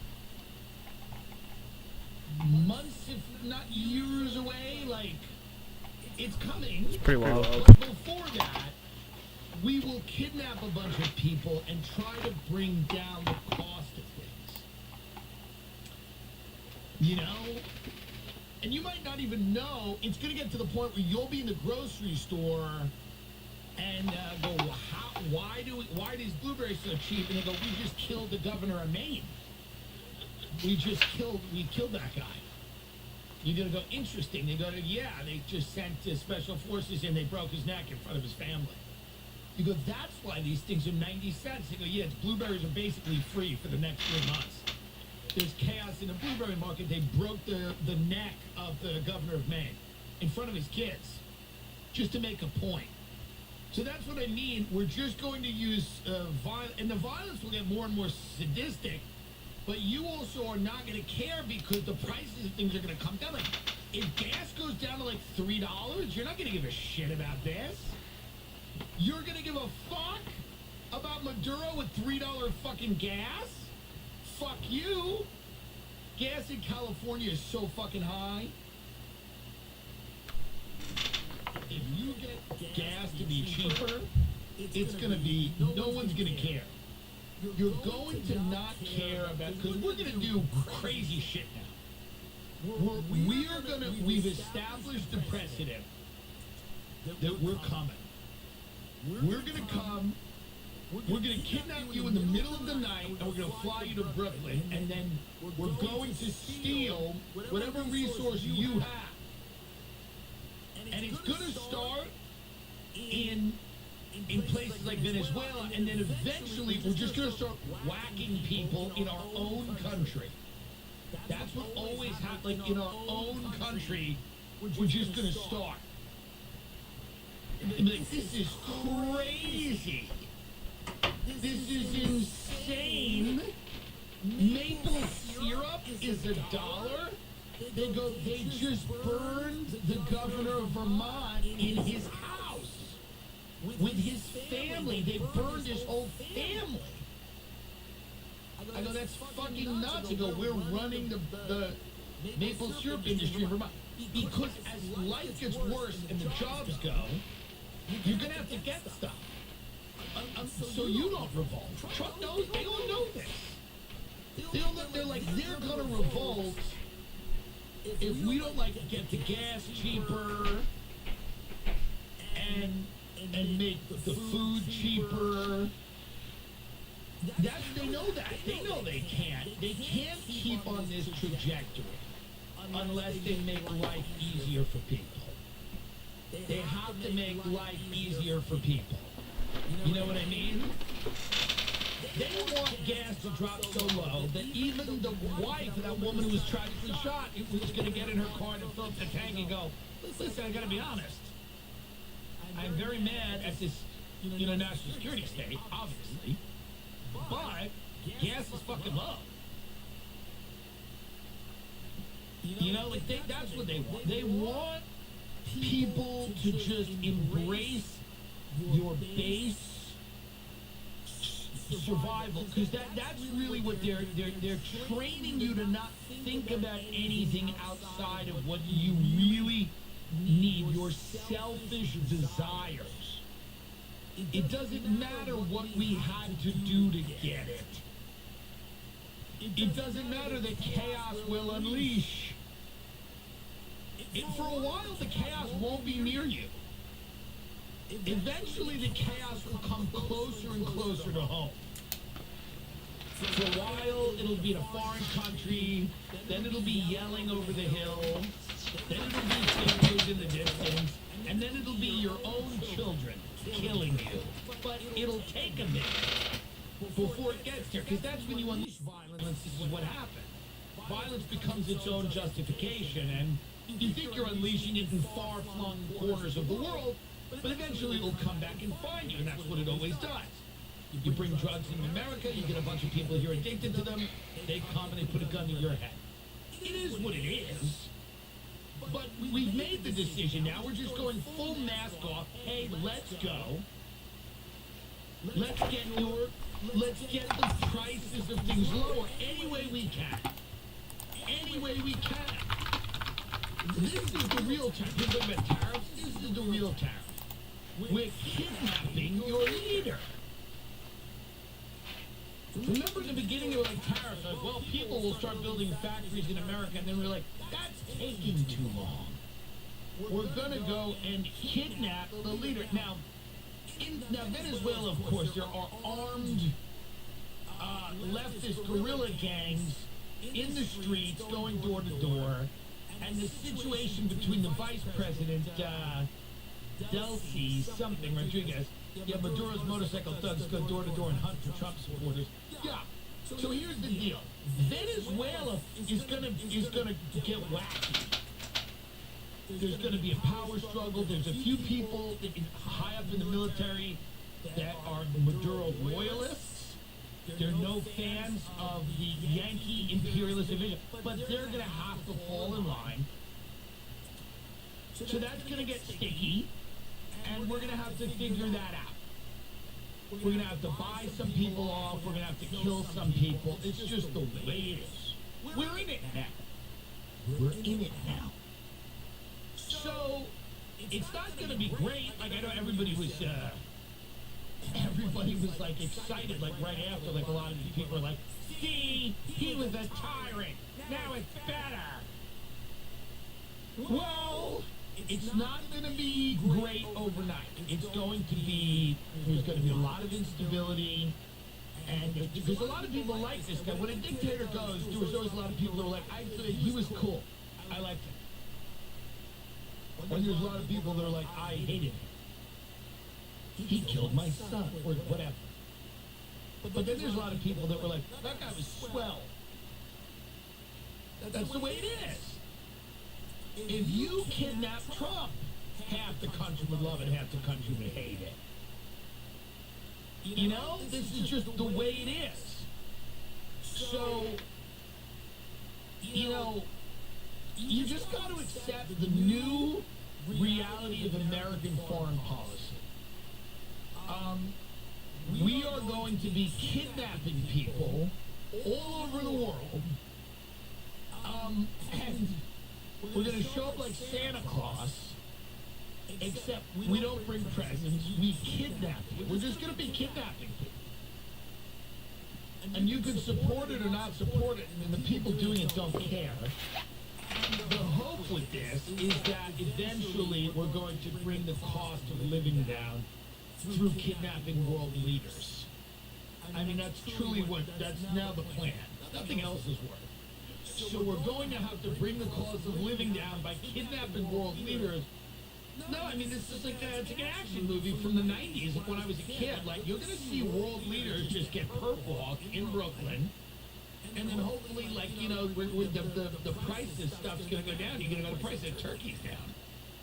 So that's what we're going to have to do. That's the decision that we've made. But as far as this woman, what's her name? Her name, Renee Brown? Renee, this is very sad. Renee,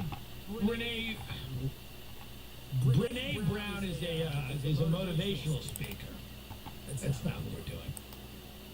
What's her name? Renee. Remember that song "Just Walk Away," Renee? Let's not play that because it's a copyright and people will say I'm being insensitive. And I am not. What is it, Renee Nicole Good? Renee Nicole Good. You know, again, this is a unfortunate, horrific situation. I don't think, listen, if you disagree with ICE, as many people do, blocking federal agents, and I'm not saying this woman was doing this, by the way, but I do think that she was part of a group of people that was trying to interfere with what they were doing. I do think, and that's just, she's on those groups, message groups, and things like that. I do think that when you do stuff like that, federal agents are going to respond how federal agents respond. You cannot obstruct law enforcement, physically use violence, try to intimidate law enforcement. Now, the extent to which she was doing that obviously is what everybody's debating. I don't believe the cop was justified in shooting her 3 times in the face. By the way, I've always believed this, and this is something that I've put heat for, but I've literally believed it since I'm a kid. I don't believe you should ever shoot someone in the face more than once. No, seriously, I just think it's ridiculous. So, that they did that, and they, you know, the guy, these are not well-trained law enforcement people in ICE, right? We're taking people that did backyard wrestling. I mean, the people that are in ICE right now this is your cousin who, like, was in backyard wrestling. Like, this is tough. This is not the cream of the crop. You know the guys that kidnapped Maduro, like Delta Force, Navy SEALs? This is not them. This is not the Delta Force, Navy SEAL people. This is people that, like, this is people in their 3rd grade report card that teach you where they have violent tendencies. You know, I mean, this is not, it just is what it is. I'm not saying you don't need law enforcement to deal with people. Certainly people that have committed crimes. People that are in the country illegally, there has to be a process. There has to be some accountability. I understand that, and most sane people understand it. The thing about Minnesota, where you go, no one's illegal on stolen land and stuff, this is all so silly and ridiculous. All land is stolen. That doesn't mean we don't have laws in the country, dummy. These people are not, like, serious people. But the same people that are saying she deserved 3 shots in the face are also not serious.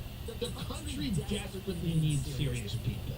They desperately need people that are serious people, that are not, like, completely off the chain. That's why I showed the video to a 6-year-old at the Cheesecake Factory, to get some perspective. Show your children the video. Show your children the video. You have too much baggage. You are to one side or another, you've been too radicalized. Show it to your child. Go, hey, bud. Hey, bud. Hey, bud. Don't touch the dog like that. You don't touch the dog by the eye. We don't do that. You know that. You know we don't touch the dog by its eye. We don't touch his face. We pet him, okay? But we don't touch his face, and we don't put our face near his face. Now, Mommy wants to show you a video right now, okay? Now, it's because we want to get a fresh pair of eyes on this. Me and your father have been fighting about it for a half hour. We want to get a fresh pair of eyes. All right. Would you like to watch a video? Louie! It's not Louie. It's not Louie, and I want you to look at me, and I want you to focus. Do you know what a civil war is? What? We're on the verge of that. It's a war, okay, between people that live in our country. And it's happening because people, they're watching this video, and we don't know what happened. Now, before I show you this video, I just want to prepare you. All right. The woman who drove this car got shot in the face 3 times. What? You were shot in the face 3 times. And I want you to watch this video to tell me what you think. Now play the video. No!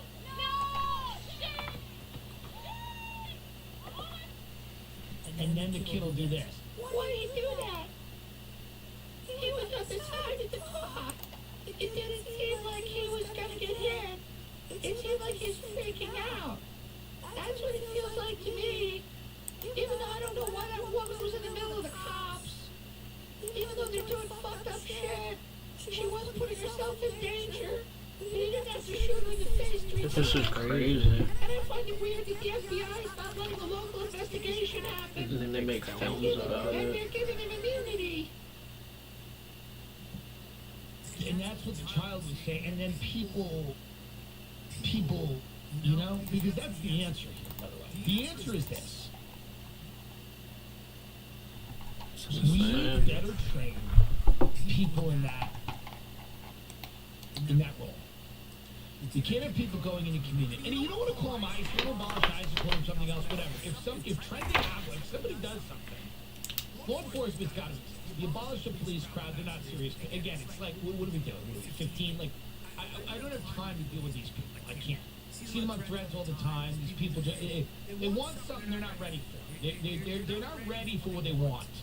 They want some civil war. They don't want this. I'm telling you. They think they do because everything's a tweet and a threat, whatever. This is not what you want. So we have those people. And then we have people that are cucking for law enforcement no matter what they do. And those people are celebrating this, and celebrating death is ghoulish. It was ghoulish with Kirk, it's ghoulish now. And I think that people have to, like, understand that if we're gonna have a civil society, if anyone has any interest in having a civil, functioning society, you're gonna have to have better trained people in those roles so that things like this don't happen. You're also going to have to do not glamorize attacking or blocking federal agents. If you glamorize this, if there is an idea that this is a historic mission that you're on and that you're going to take it to that level, there will be a consequence depending on what you do and the response to it. So when you glamorize that, as I have seen, she died for a good cause. She died, you know, when you do things like this, and you're egging people on to be violent towards law enforcement, federal agents, ICE, whatever. Whether you hate them or not, whether you feel that they're justified or not, they're federal law enforcement. So if you're glamorizing people being violent, then you're going to get people killed. Nutrafol is such a great thing. A friend of mine is taking it. We can't tease him anymore. We only tease him because of his lack of professionalism. It's automatic Headspace membership included. Skip the shortcuts and see thicker and stronger hair in 3 to 6 months with Nutrafol. For limited time, Nutrafol is offering our listeners $10 off your first month subscription and free shipping when you go to Nutrafol.com and enter the promo code TIM. Find out why Nutrafol is the best-selling hair growth supplement at Nutrafol.com. Sure, it's for me. There are hot in 2020. Random. You know, most people agree it's not going to be like two sides fighting each other. It's going to just be random pockets of violence, and we gotta avoid that. That's what we gotta avoid. Now, it's not cool to say that. It's much cooler to be like, fuck them, kill them all. Let's kill. It's like, it's not what adults say. That's not what adults say, but we don't have adults, which is why you have to show your children this video. I know you don't want to, but it's the only honest feedback you're going to get is from a child whose brain hasn't been broiled with media for the last 20 years. You can't even show this to a boomer. They'll be like, she's in a car. You don't even know what's happening. Why is she in a car? If she's innocent, why is she in a car on the ice? You can't even show this to a boomer. You can't.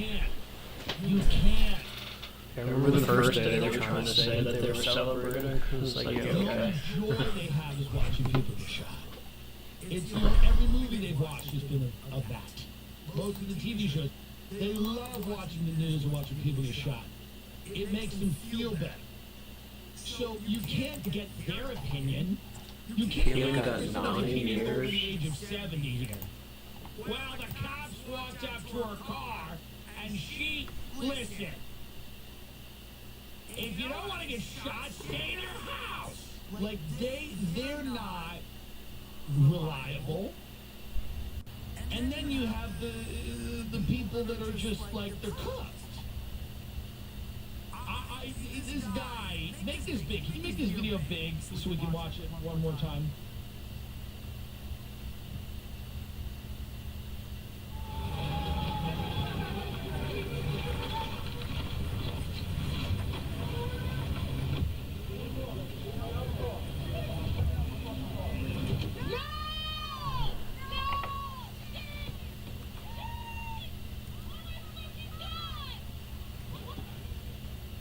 Watching it. Can you slow it down? Can you pause this for a second? Is there a way for you to slow it down? Okay, if you can just slow it down a little bit. That's too slow. It's going to take 45 minutes to do this video. That's going to be that's way too slow. Slow it down once he gets to it.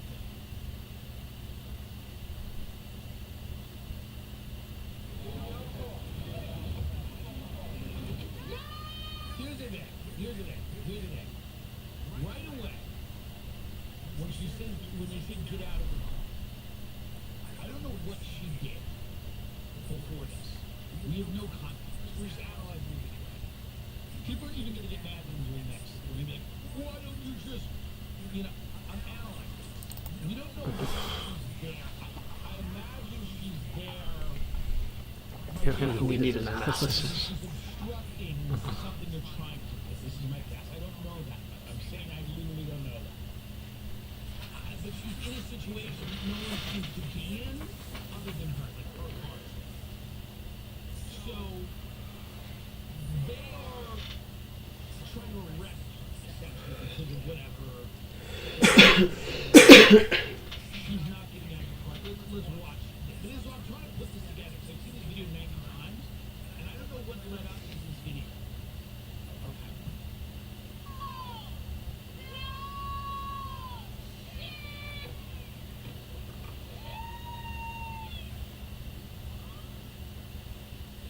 Yes, I mean, the woman in the car did the wrong thing. Meaning, and this is obvious, meaning that this isn't even a debatable point because she's dead. It's not even a debatable point. Now, you might say, well, it's her right to, whatever. It didn't work out for her. She did the wrong thing. Now, I don't believe from the angle I'm watching that the federal officer feared for his life. At the speed she's going when she's turning the wheel, I don't believe that the federal officer feared for his life. He could have shot the tires. They could have done other things. It's this idea that everyone they have to just shoot them in the head. People used to be able in this country to pull off a trick shot where they would shoot, they shoot an apple. People used to be able to do that. They used to be able to, like real marksmen. A real marksman. Shoot the hat off. That type of thing. Where it scares you when you're still alive. But you now know not to play around because someone who's a real marksman, can you please get up a video of a professional marksman hitting a target. Just because we need to get kind of back to this. We get some videos of this. Like, right. This is what we do. Watch this. They have to start out at a 45-degree angle and no supports. completely free from that podium that is in front of them. It's all her debut in the Olympics. 10-point thing from the back. That's much better. A 10.6. See, what we need, these are the types of people we need in ice. Turkish sharpshooters who are, that's a thick one, isn't it? But I like it. But here's my point about that. You need professional marksmen. Can you please, where is the scene? Can you get the shooting scene from Batman? The scene where the Joker is shooting his gun in a bunch of different ways. He does it under the leg. It's Michael Keaton. It's Batman 1. And yeah, maybe it's a long gun. Get this. Now, let's try to find, because we're hiring these people and they have now think about this. Well, look at that. That's what we need. Because it's not about the shooting, it's about the actual gun. Go back to that. Go back to this. Imagine, instead of shooting this one, he pulls it. Look at that. It's about the visual of it coming out. We need stuff like this. We need ice to kind of, they gotta stop killing. But, you know what I mean? But there are ways to get people's attention. Like, for example, can you go into get the scene where he comes in with the boombox? Because people would like ice if they did more things like this. Okay? Now, yeah, jump ahead a little bit. That'd be crazy. Okay, keep going. I'll tell you. Okay. Stop. Put the music on.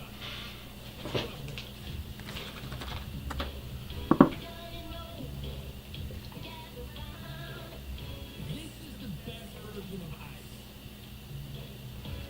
They're painting.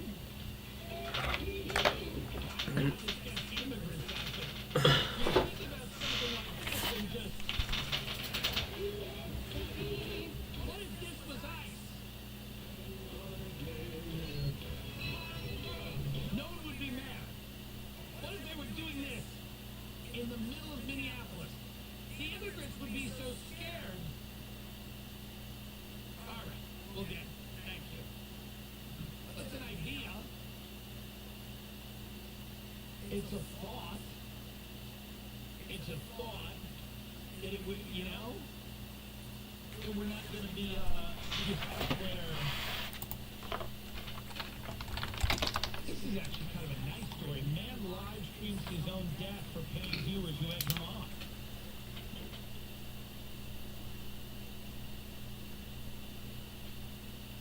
The man allegedly consumed 6 grams of cocaine, 2 energy drinks, and a bottle of whiskey before dying. Oh! You know, this is, I gotta be honest with you, the internet, I've been feeling this over the last few days, it's getting dark. Have you noticed this? Have you noticed this internet? So now this man has live streamed his own death. His family discovered all the drugs around him. So just make this a little bigger so I can see it. A streamer has died while tackling a live challenge involving cocaine and alcohol for a private group of paying viewers.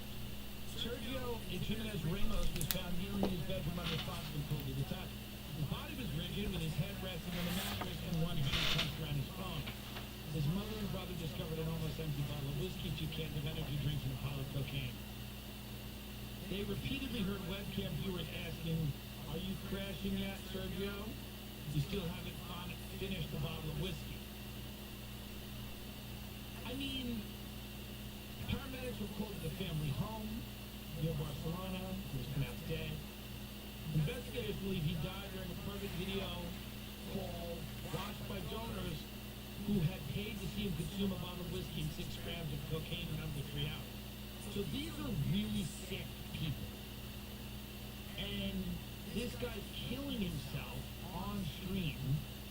I guess the people that are watching this know that there's a likelihood that this person's gonna go. I mean, I gotta be honest with you. It's, this is unleashing the dark spirits in people. The internet. I mean, in October he began appearing live streams of private video calls run by a streamer, known online for extreme cyber begging challenges. They said it for Joe, he came here, saw what was going on, and set up his own group. Speaking about the night surgery diet, he said, I was told he took 6 grams in 3 hours and a 2-gram line. Ugh. He added, I told him several times that 2 grams was an overdose. It's medically established.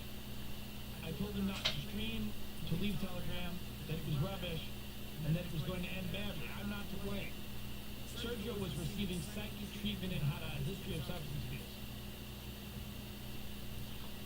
This is really sick and disturbing that this is where the internet is headed. Where you have people that are paying money to get into these live streams and watch people take their own lives. You know, I'm a pretty tolerant person, but I feel like this type of behavior, you know, it's pretty indefensible. You know, I'm trying to think of a defense. Well, I've just found it. Here's the thing. They paid the money.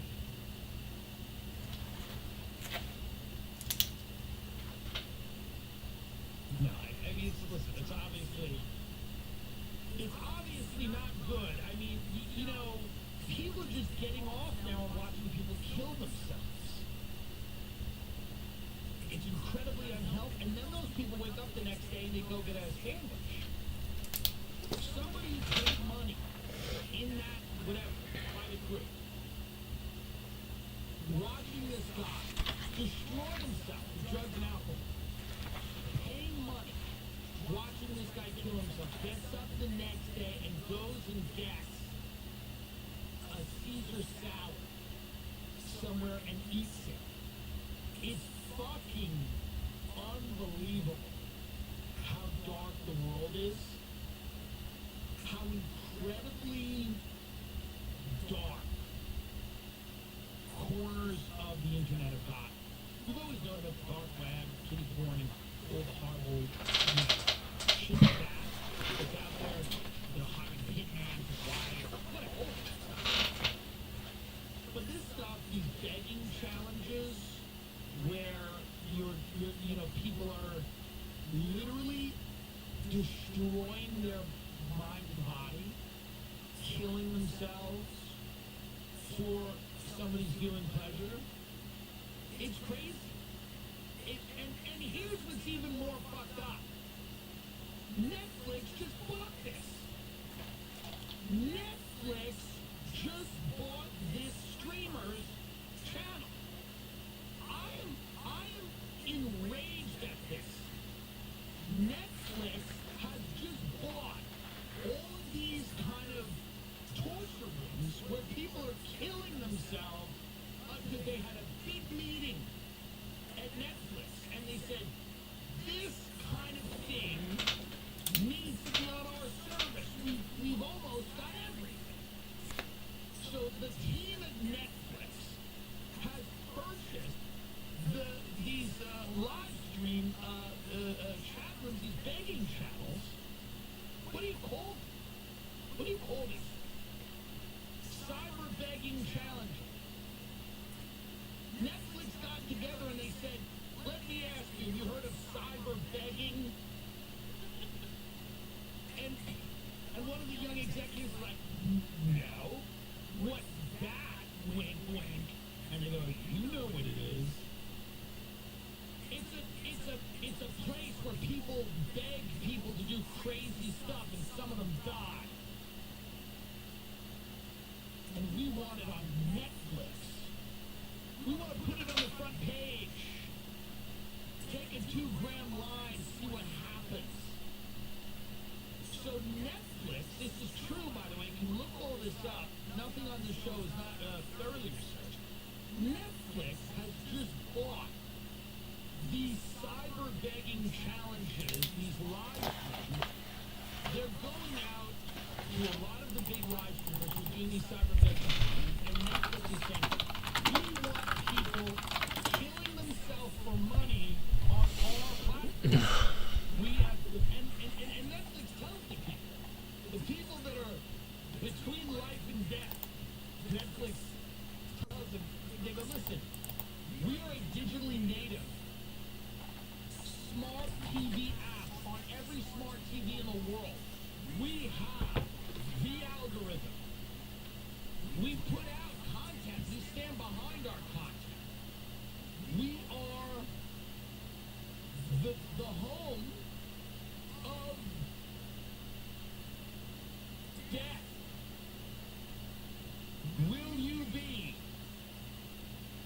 Will you be on our homepage killing yourself? We have friends. I know the guy goes, I like friends. You know, just come down like sometimes. I kind of like friends. Cyber begging. Cyber begging. It's an and they stand up, and then that's the truth. And he goes, it's an interactive experience that allows people to interact with their favorite creators and ask them to do things, like kill themselves. Netflix goes, well, can we get legal on this? We can't be blamed. We're just a platform. We're the biggest platform in the world. Don't you want to live stream your own death on the biggest streaming platform in the world? Yes, I guess so. Don't die for 12 people. The last thing you want to do is kill yourself for 12 people. Don't you want to die on the biggest streaming platform in the world? Stranger Things, House of Cards, and now you're dead on Netflix. And they'll run a parental thing before it. They'll go, listen, a parental notification during some of the cyber begging challenges that will now be featured on Netflix, the largest digital streaming platform in the world. Some of the people are going to kill themselves.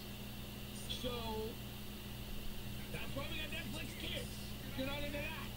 We got cartoons. For people, I don't know, what is it? It's almost like a non-binary pony over there or something. But the point is that these people deserve to be on Netflix. I'm telling you, deserve to be on Netflix. You deserve to have your death on the larger street. Now, of course, people are going to have to find it. They didn't even mark it as death. I was on Netflix for a half hour trying to find my son's live stream death. I was trying to find my son's live stream death, and I ended up getting distracted, and I watched some of Dexter. That was good. Then I found it. Now, they're not going to market it. You got to market your own live stream death when it's on Netflix. You're lucky it's on there. You were lucky it's on there. You don't have, what are they going to market it? They'll take out a billboard. They'll take out a billboard with your bloated face. When you put that last line of gack in your yak, when you put that last line of grout in your nose before you end your earthly journey, Netflix will take a photo out of your bloated face as you're about to collapse onto the mirror with the cocaine. But, and your booze face, your eyes bugging out of your head, they'll put up a billboard. People will see it. Well, you got to make sure you effectively kind of do the mark. But you're on the service. You're lucky to be on the service. You're lucky to be on the service. You understand that? If you think for a minute that Netflix is not trying to have people live stream their deaths on Netflix, you're out of your mind. You are out of your mind. My agent, I'm telling you right now, is having a stroke right now. But if you think Netflix is not trying to get people to kill themselves Netflix, you're out of your mind. That's all they're trying to do. They are sitting with lawyers, day in and day out, to try to find a way to legally get people to kill themselves on that thing for money. Okay? If you think Netflix is not having an AI write Ice vs. Lesbian, if you think that's not coming out, in 2 years, you're out of your mind. If you don't think Netflix is having artificial intelligence write a making a murderer style thing about this whole thing, you're out of your mind. And that's a great thing now because AI is also going to prompt the people to kill them. You're not even going to need the people soon. AI is going to prompt the people in the cyber begging challenges to kill themselves. And Netflix is going to put it, can I say that again? And Netflix, because every time I say it, people that do business with me get very nervous. But again, I'm not saying it's bad. I'm excited for it. Do you get what I'm saying? Do you get me? I'm excited for it. And AI, and they're going to say this in immediate Netflix. They go, calculations are that AI very soon will actually start asking people to kill themselves, and we will just have to move straight into it. Get legal on AI. Can you get, Donna, get legal on AI telling the people to kill themselves? Where are we on that? Where are we on legal? Because if the people tell them to kill themselves, then we're just hosting this whole thing. We're not really involved. But if it's our AI, Donna, what if it's just a sake of argument here, Donna? What if it's an outside AI that's like ours but not ours, and that's telling them to kill themselves, and they do on this? Okay, just lawyer that, Donna. Just lawyer that, please. Lawyer that, please. Tiger roll as well with the avocado. Tiger roll. Thank you. It's good. TindoComedy.com. There are no shows don't come. We're done. And be kind out there to each other. Truly, be kind because we are in a situation where there is such a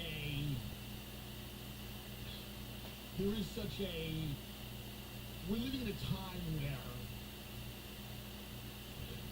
there's such a negative vibe in the air. People aren't happy, and the only thing that we can do is kind of reach out to the people we love and love. Reach out to the people you love and love them. Bye-bye.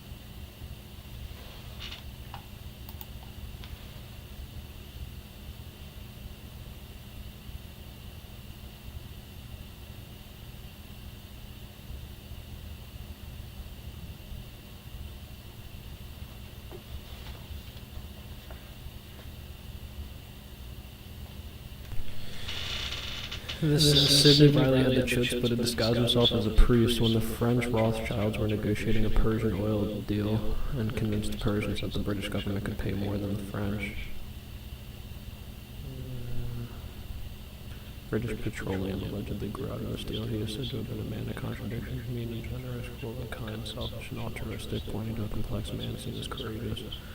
Biggest claim to fame was his alleged attempt to overthrow the Russian Bolsheviks. Instead of succeeding, he disappeared in Soviet Russia and was allegedly shot in the chest by Russian agents in a forest.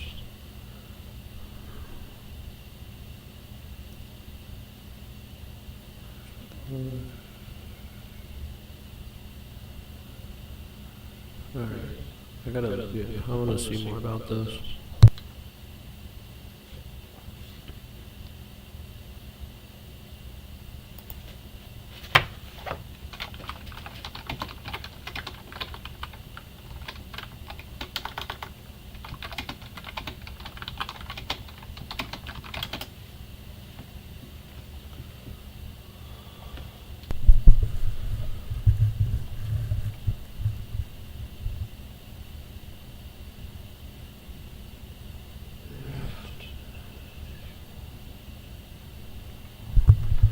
absolutely crazy.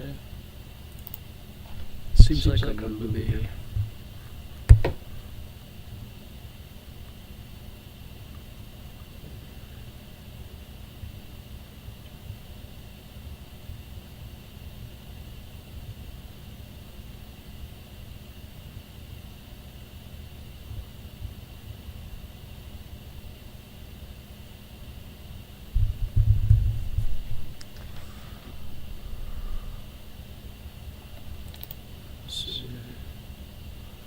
Yeah, apparently this guy inspired James Bond. He was shot in the chest. All these spies get hung or shot or die mysteriously.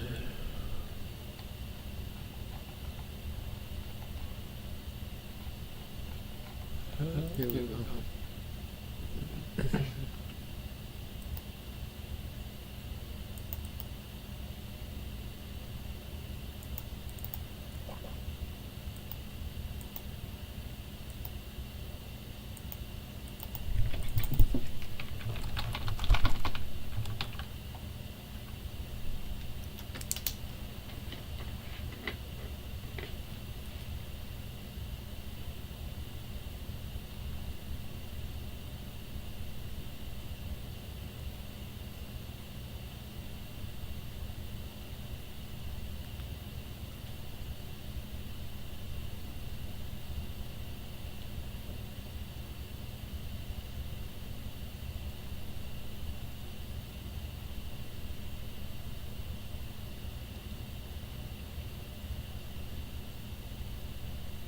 Okay.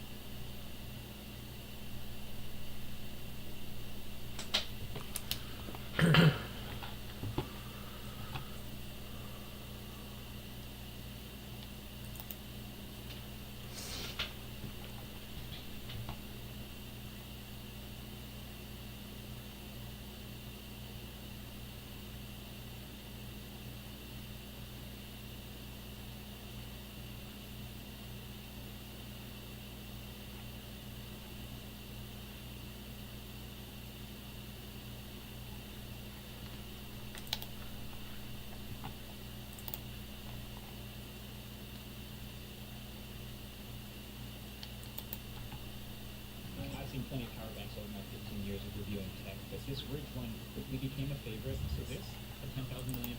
The week began over the weekend with the United States taking Maduro and his wife out of Venezuela. So at least 50% of the S&P is tech.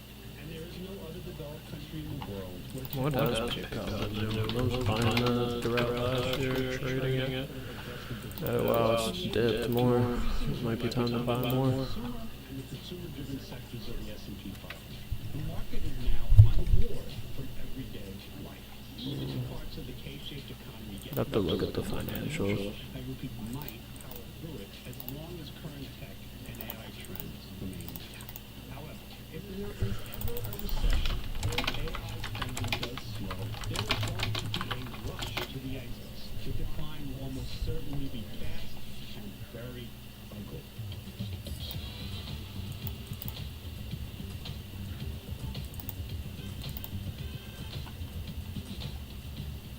Hi, this is Steve Eisman, and this is the Weekly Wrap. This is our first wrap for 2026, and I want to wish my viewers and listeners a very healthy and happy New Year. This wrap is for the week ending January 9, 2026. The week began over the weekend with the United States taking Maduro and his wife out of Venezuela. Yeah, I found this when it was like under 100,000 subscribers. Long-term ramifications. But as far as the market was concerned, it was basically a non-event. The market rallied on Monday, and treasury yields and oil prices were largely unchanged. Oil stocks, however, did rally. And after Monday, the market largely continued its New Year rally on very little news. The S&P 500 closed 2025 up 16%, and NASDAQ was up an even stronger 21%. And in my last wrap of 2025, I reviewed the year and the market's strong performance. I also dug down into the four major themes of the year and how those themes played out in 2025.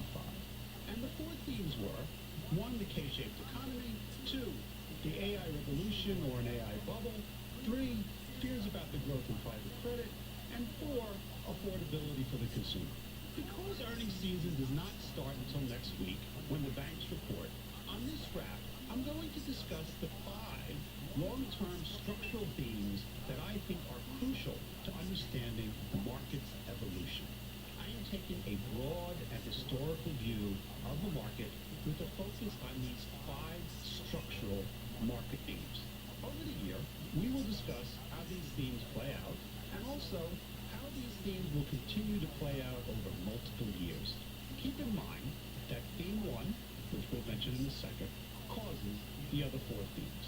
And the 5 themes are: 1, tech and tech-related stocks dominate the market; 2, traditional consumer stocks matter less and less; 3, even though 70% of the U.S. GDP is consumer-driven, the stock market's movements are less and less driven by consumer stocks. 4, the stock market has become unmoored from everyday life. And finally, number 5, the above 4 trends are all reinforced by index investing. To understand how the market has changed, let's go back in time and take a look at the S&P 500 sectors as a percentage of the S&P over the last 10 years. I'm going to show you 3 tables displaying sector weightings in the S&P 500 in 2025, 2020, and 2015.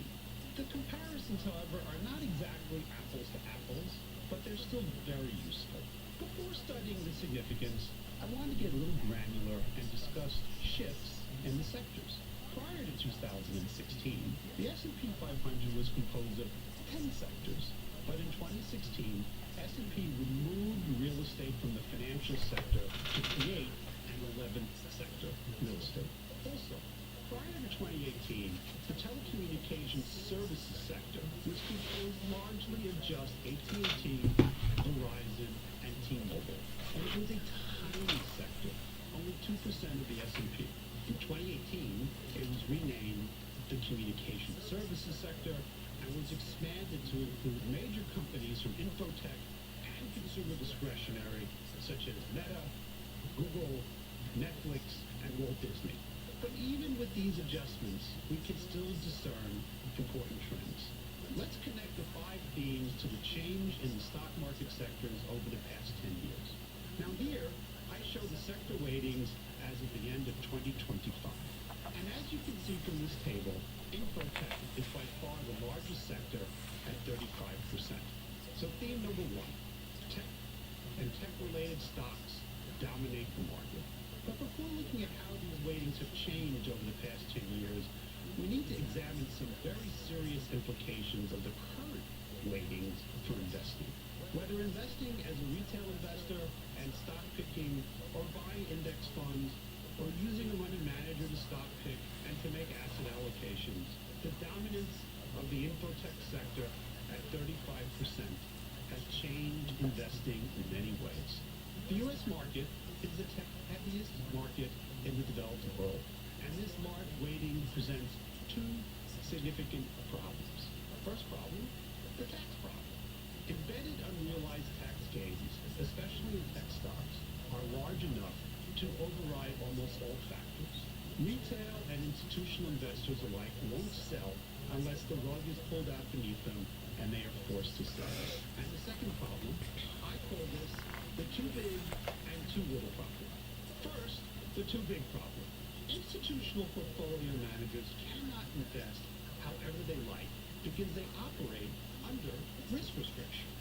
Many institutional portfolio managers are required to invest in each of the 11 sectors of the S&P, and they can only overweight or underweight sectors within carefully crafted parameters. In other words, they can overweight or underweight a sector by only so much. equally important, when they buy a new stock, the size of the initial position can only be so big, say 5% of the portfolio.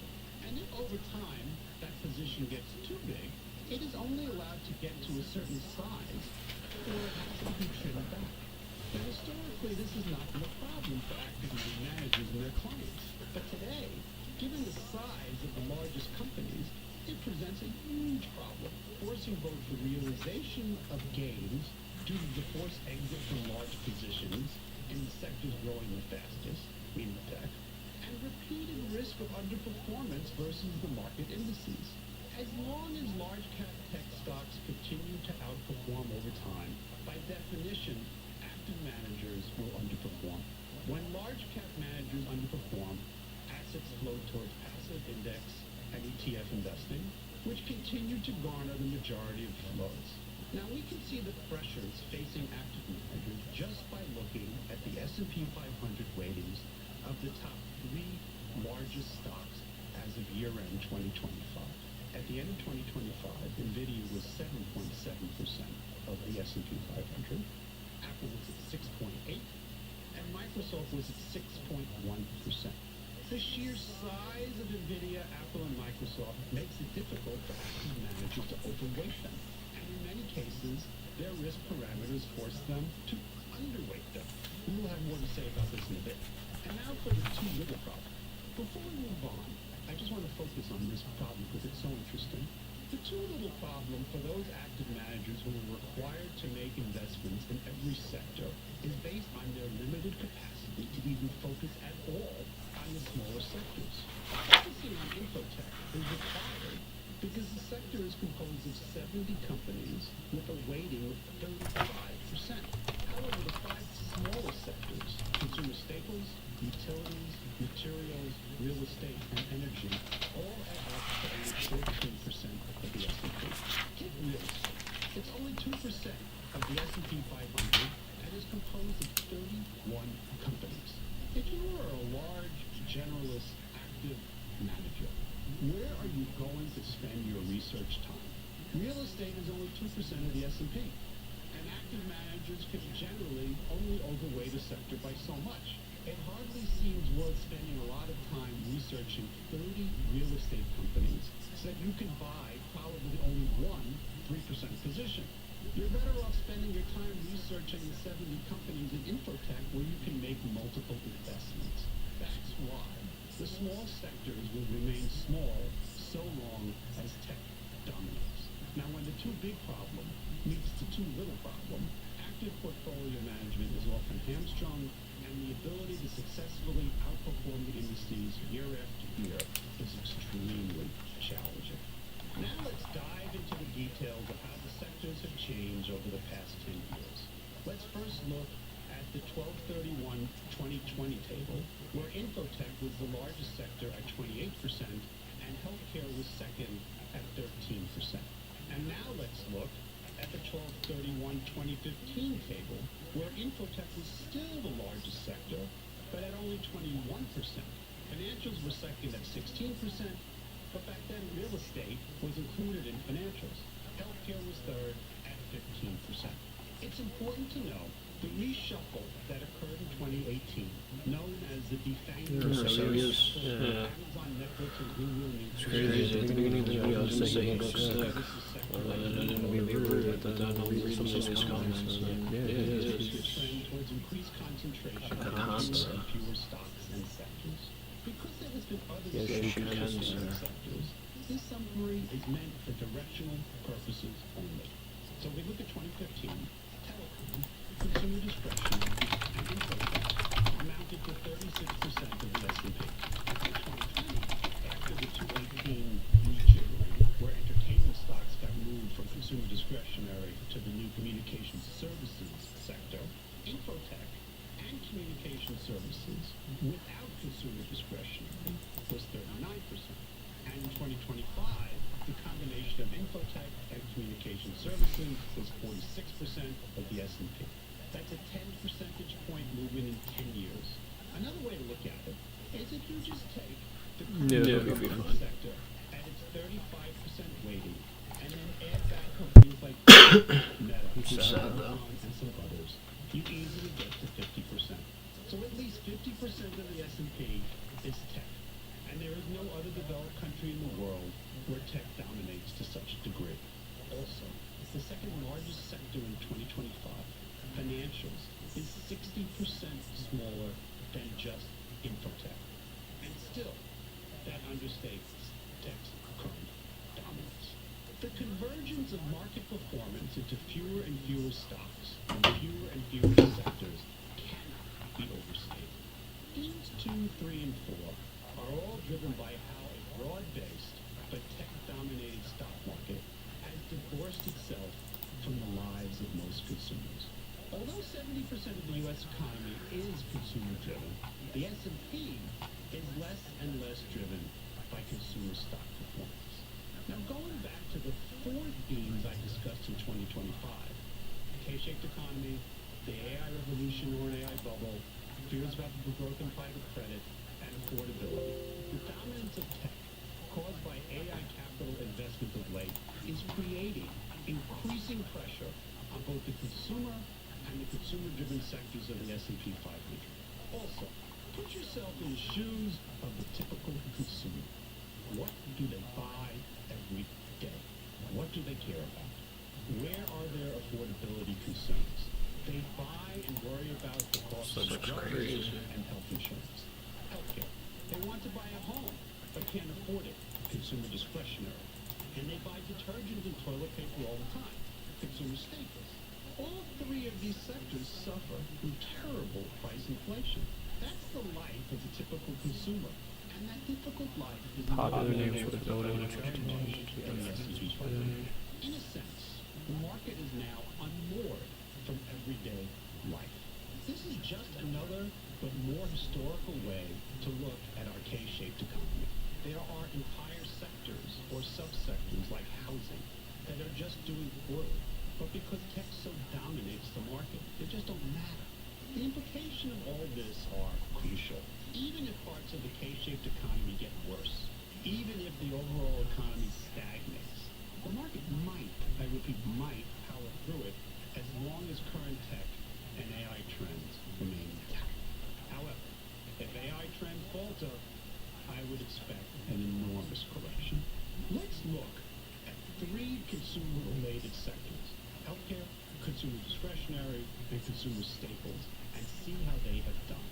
This table is incredibly interesting. The combination of healthcare, consumer discretionary, and consumer staples has declined from 38% in 2015 to only 25% of the S&P 500 as of the end of 2025. Even if we adjust for the creation of the communications sector in 2018 and the move of Disney and Netflix out of consumer discretionary and into communication services, the reduction of consumer I've seen a call for Yes, I know. Companies like Apple sell products and interface with the consumer all the time. And the U.S. economy is 70% driven by the consumer. Even with all this being true, this consumer quote-unquote dominance no longer reliably moves the market. Tech remains the dominant force. And now we turn to theme 5, the impact of index investing. The key takeaways are, there is potentially bad news here, which we will get to. Index investing is 60% of all equity market flows. However, it's critical to note that while 60% of total flows go to passive indices and ETF funds, 40% of flows are actively invested. Trends get amplified by the fact that index investing dominates investing. This means that on a day-to-day basis, 60% of all buying of stocks is not done by human beings making an actual decision. It's just index and ETF funds buying the same stocks they own in the same ratio that they own them.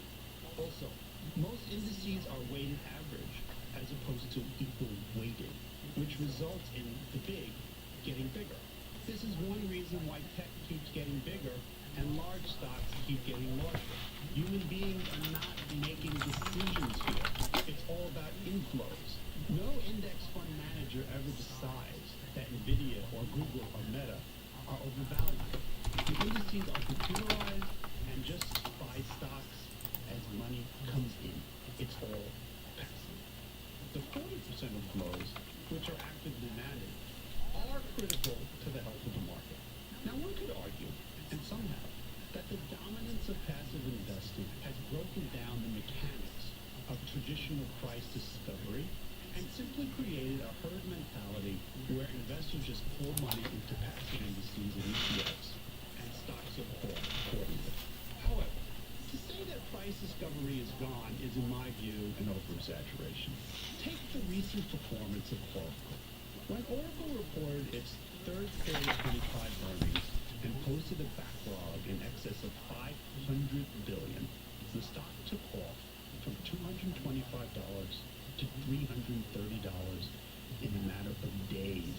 But then, the market began to realize that most of that backlog was from OpenAI, and that Oracle would be funding that capex with debt and not cash flow. The stock corrected hard and is today below where it was before it reported third quarter results. That's price discovery. So it's not gone. It's not gone because passive flows are 60% of total flows and not 100%. Active investors still play an important role. But the really bad potential news is this.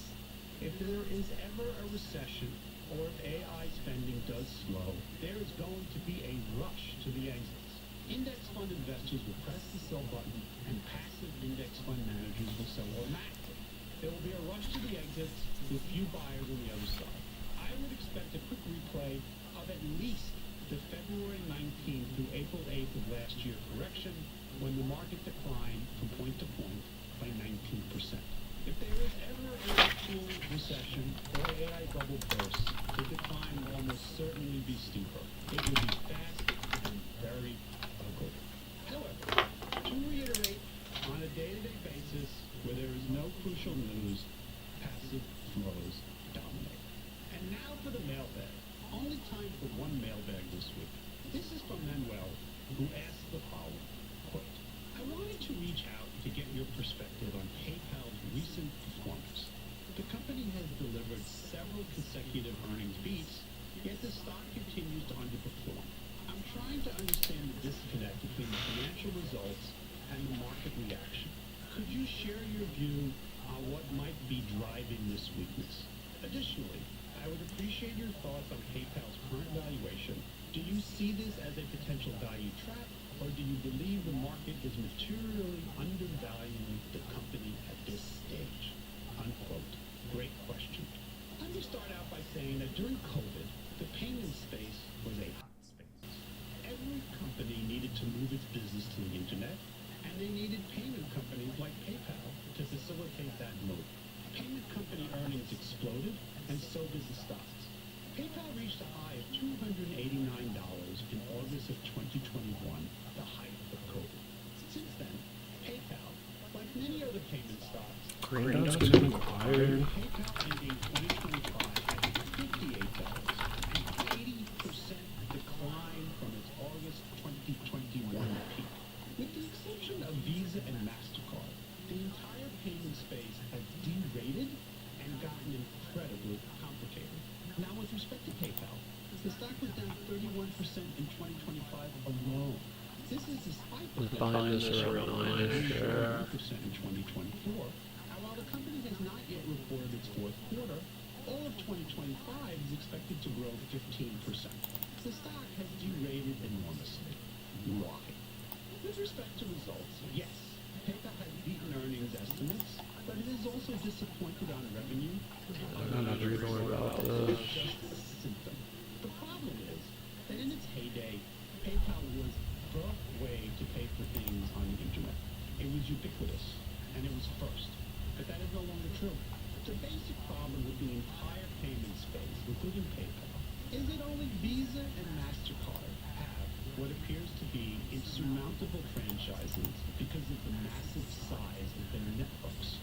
Everyone else, from PayPal to Block to Bill, is subject to intense competition. And everyone in the payment space is entering the business of its competitors. No one is safe, and it is showing up in weaker revenue and margins at many companies. Now, with respect to PayPal, its franchise value has definitely eroded. It is no longer necessarily the payment method of choice on the internet, and investors question constantly the long-term value of the company. That is why, despite its earnings growth, the PE multiple is a lowly 10 times the 2026 estimate. Until PayPal can prove otherwise, the stock will remain a value trap, in my view. And that's the first wrap for 2026. This last Monday, I posted a panel discussion with both Dan Ives, the tech analyst at Wedbush, and Chris Barone, the market strategist at Strategas, where we reviewed 2025 and made predictions for 2026. So check it out. This coming Monday, I will post an interview with Loris Pocard, the CEO of a private company called Claimable. Claimable is a very, very interesting company. It's a company where a consumer can go to for help in appealing a denial of a healthcare claim by a health insurance company. Loris Pocari has a unique perspective on what he sees are the inherent problems with the United States' health insurance system, from private health insurance to Medicare to Medicaid to Obamacare. And we discussed these issues at some length. I can't emphasize this enough. He brings a very, very unique perspective, and I hope you tune in. We hope that everyone had an amazing holiday season, and Happy New Year.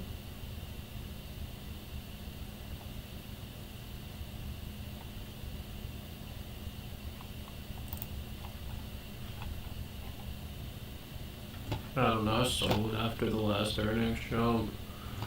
I think it jumped to about 14 and got out.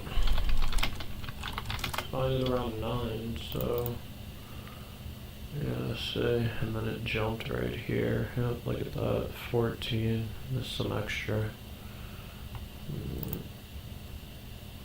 This is a good company.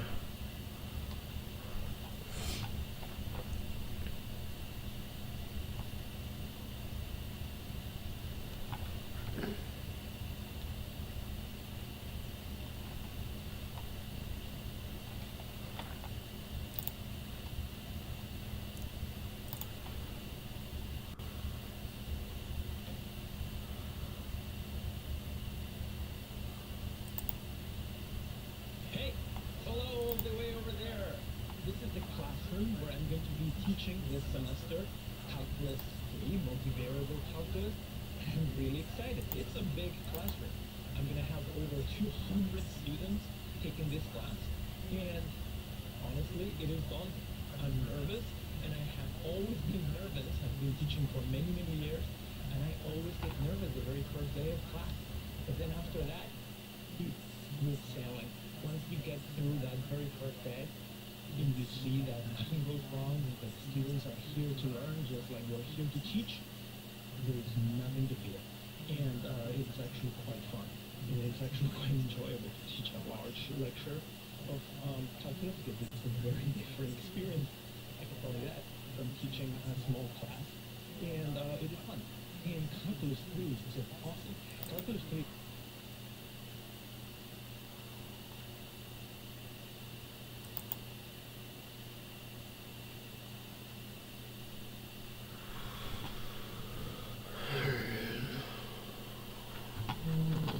Been coming at it for a few hours now. Got some more work in yeah. Although it doesn't seem like it, we've been working. Getting through this book, I'm about to open up another one. Hacking book.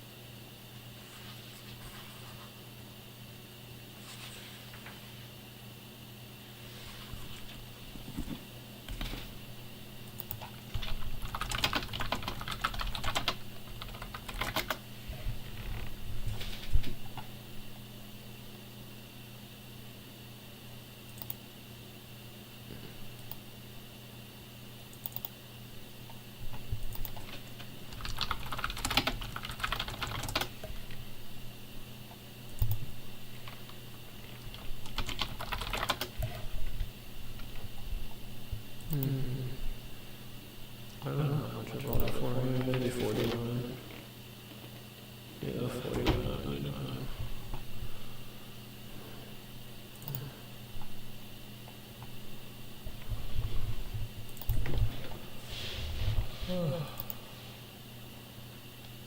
I should have bought it for 28, eh?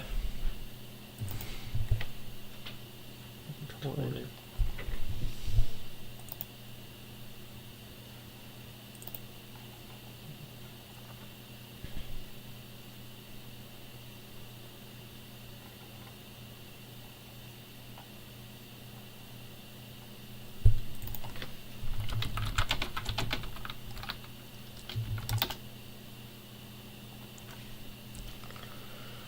Black hat.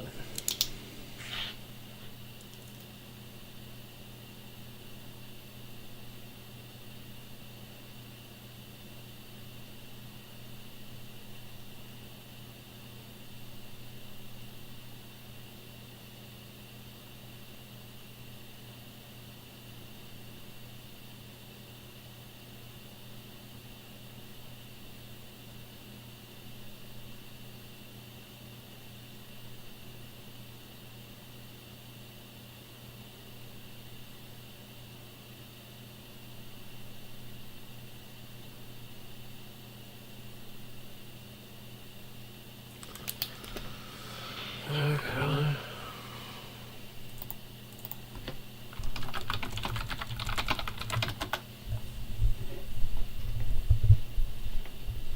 I don't know why they call it ethical hacking.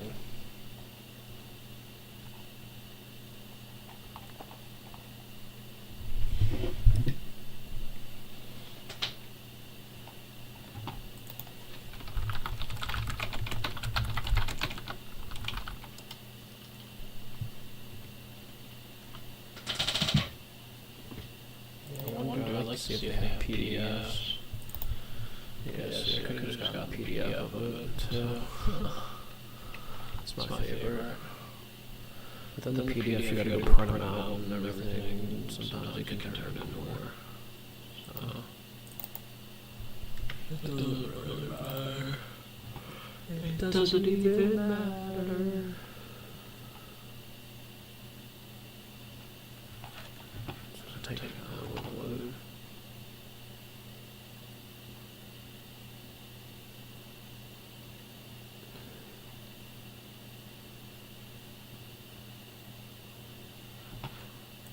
Whatever.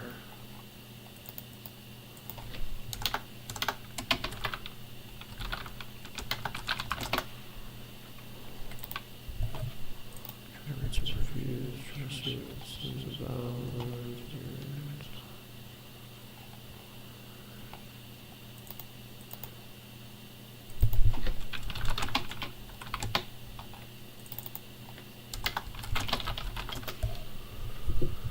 Here's a god hacking from the ground up and capture track after cruising.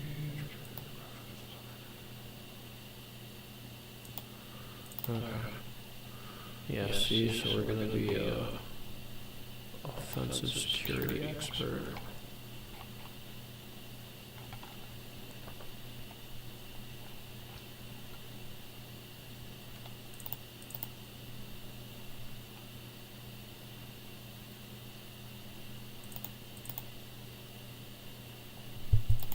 Let's look at those. Let's see those.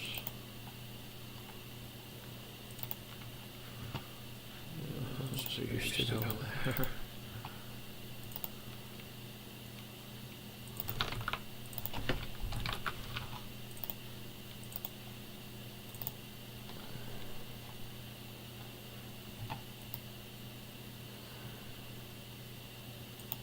It was 1 mile from where you. That's crazy.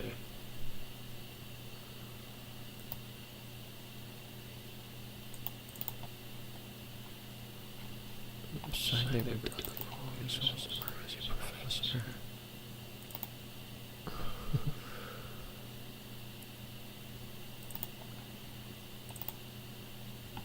No, I don't like that in charges. He's gonna make some cash.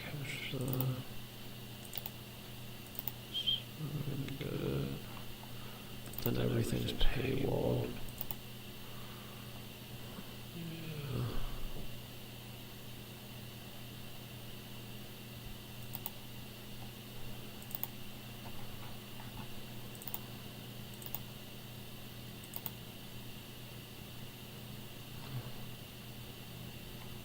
I know he's trying to make it seem like you can't get rich off of this. Save.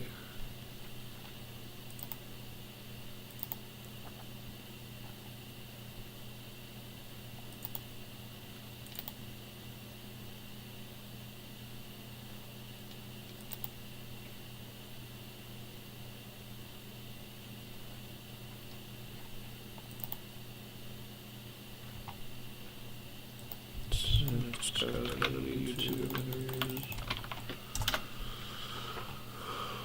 PhD, excellent in this education. 11 years ago, it said, and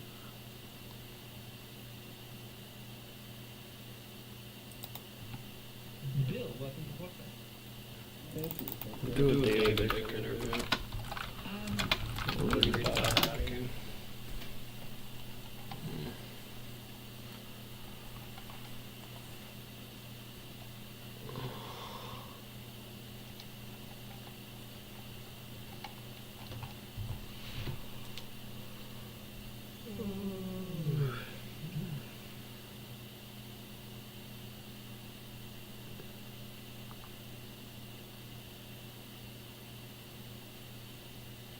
Emilio Ortiz, David Icke.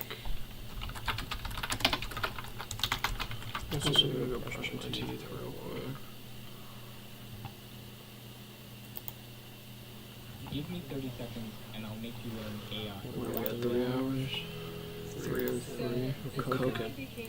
So if you could suppress knowledge perception, you put people in a mind prison that can control them from cradle to grave. One decision that humanity is going to make that will determine which reality we choose to experience. All the way through, no matter what the culture, no matter what the period of the era, the few have always controlled the many. People are perceiving this other realm of reality beyond the nature that we've been taught. Time is an illusion encoded in Yeah, this we can do that. We can go brush my teeth.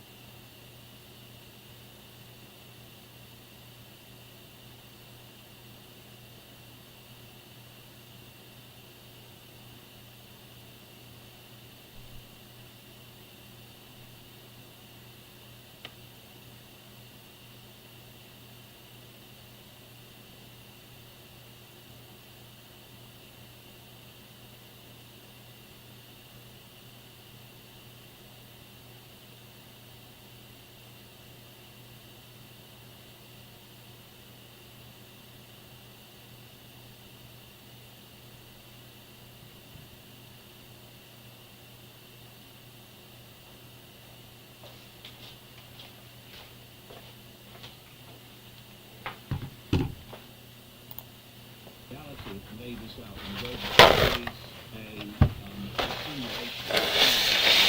So once you've got a situation where you are simulating reality, you can manipulate not time, but the perception of time and the perception of events and experiences passing, either slowly or quickly.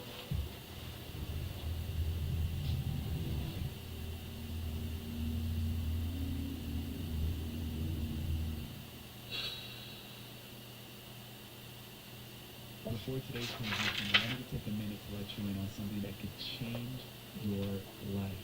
If you've been doing the inner work and still feel like you're walking this path alone, you're not the only one.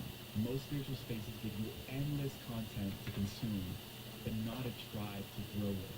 That's why we created The Deep Dive, a living spiritual ecosystem designed to help you grow in community, rhythm, and real embodiment. Right now, our members are embarking on a journey exploring a core spiritual and practical teaching through daily activations, live community gatherings guided by me and our facilitators, and also participating in sacred challenges that are designed to help you live your practice and bring it to life. You'll be surrounded by seekers and leaders who've decided that they're done doing this work in isolation. If you're ready to find your people, visit the link in the description or scan the QR code on screen right now, and I'll see you inside.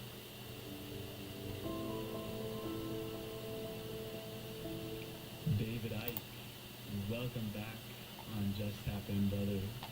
I wanted to start off asking you, what do you feel that humanity is finally getting right at this time in our history? Well, when I started out on this long journey in 1990, well, consciously, I've been doing it before, I just didn't realize it was. But in 1990, it became a conscious journey. Virtually no one, by comparison with now, was interested in any way in this information. It was too far out. It was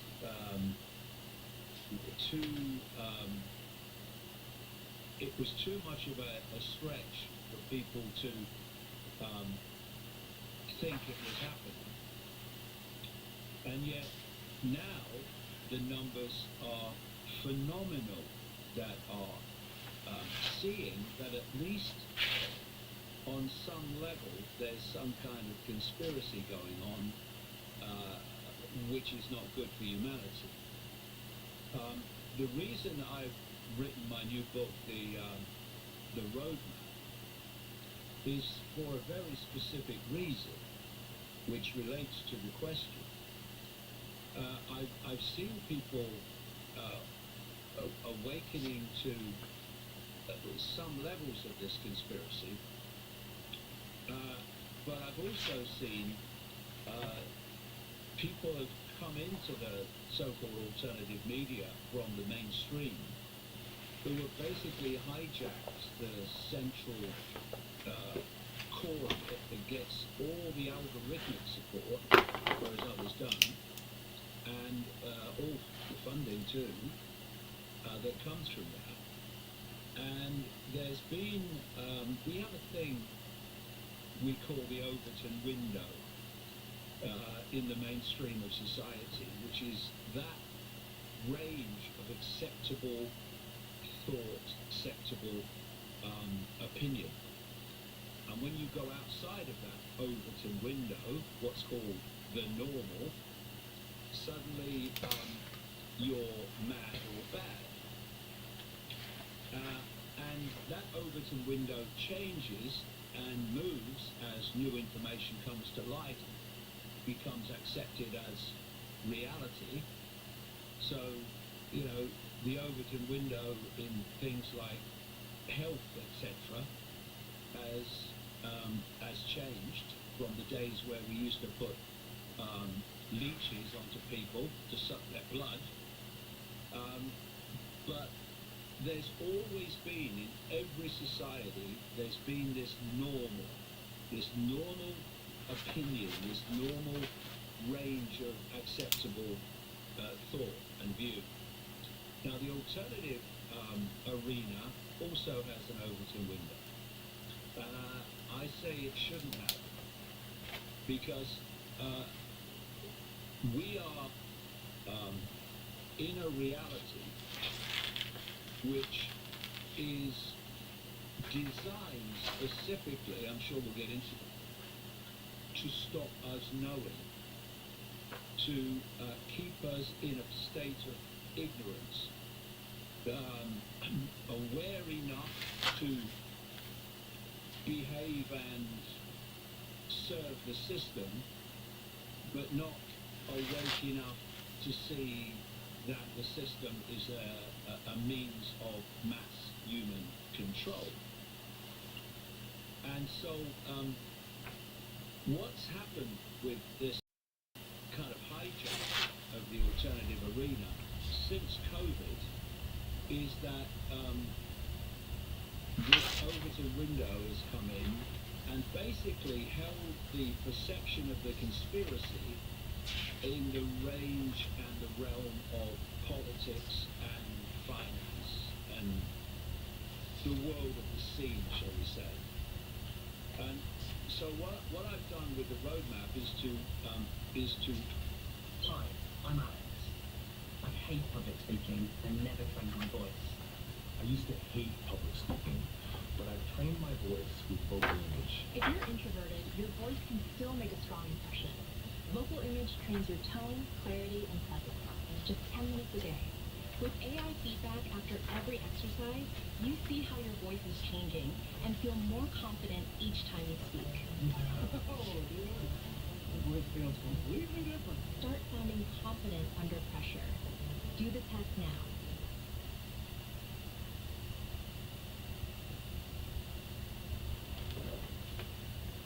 This is where I talk about what I like in my first box. If I hadn't already been using them since the beginning of this year, Unities, the first chef-to-you meal delivery service made up of 70 chefs. Every week, award-winning chefs make hundreds of globally inspired meals for many kinds of diets with real ingredients, nothing artificial, in real, actual kitchen. They're also delivered fresh, not frozen, so all you gotta do is heat them up, you're good to go. Through a weekly subscription, you can pick from an ever-changing menu. You got 7 different filters for different kinds of diets, paleo, vegan, gluten-free, whatever you need. The subscription is really flexible. You can skip weeks, you can pause weeks, or you can just cancel if you're not feeling it anymore. So if you want great meals delivered right to your door, head on over to cookunity.com and get 50% off of your first order.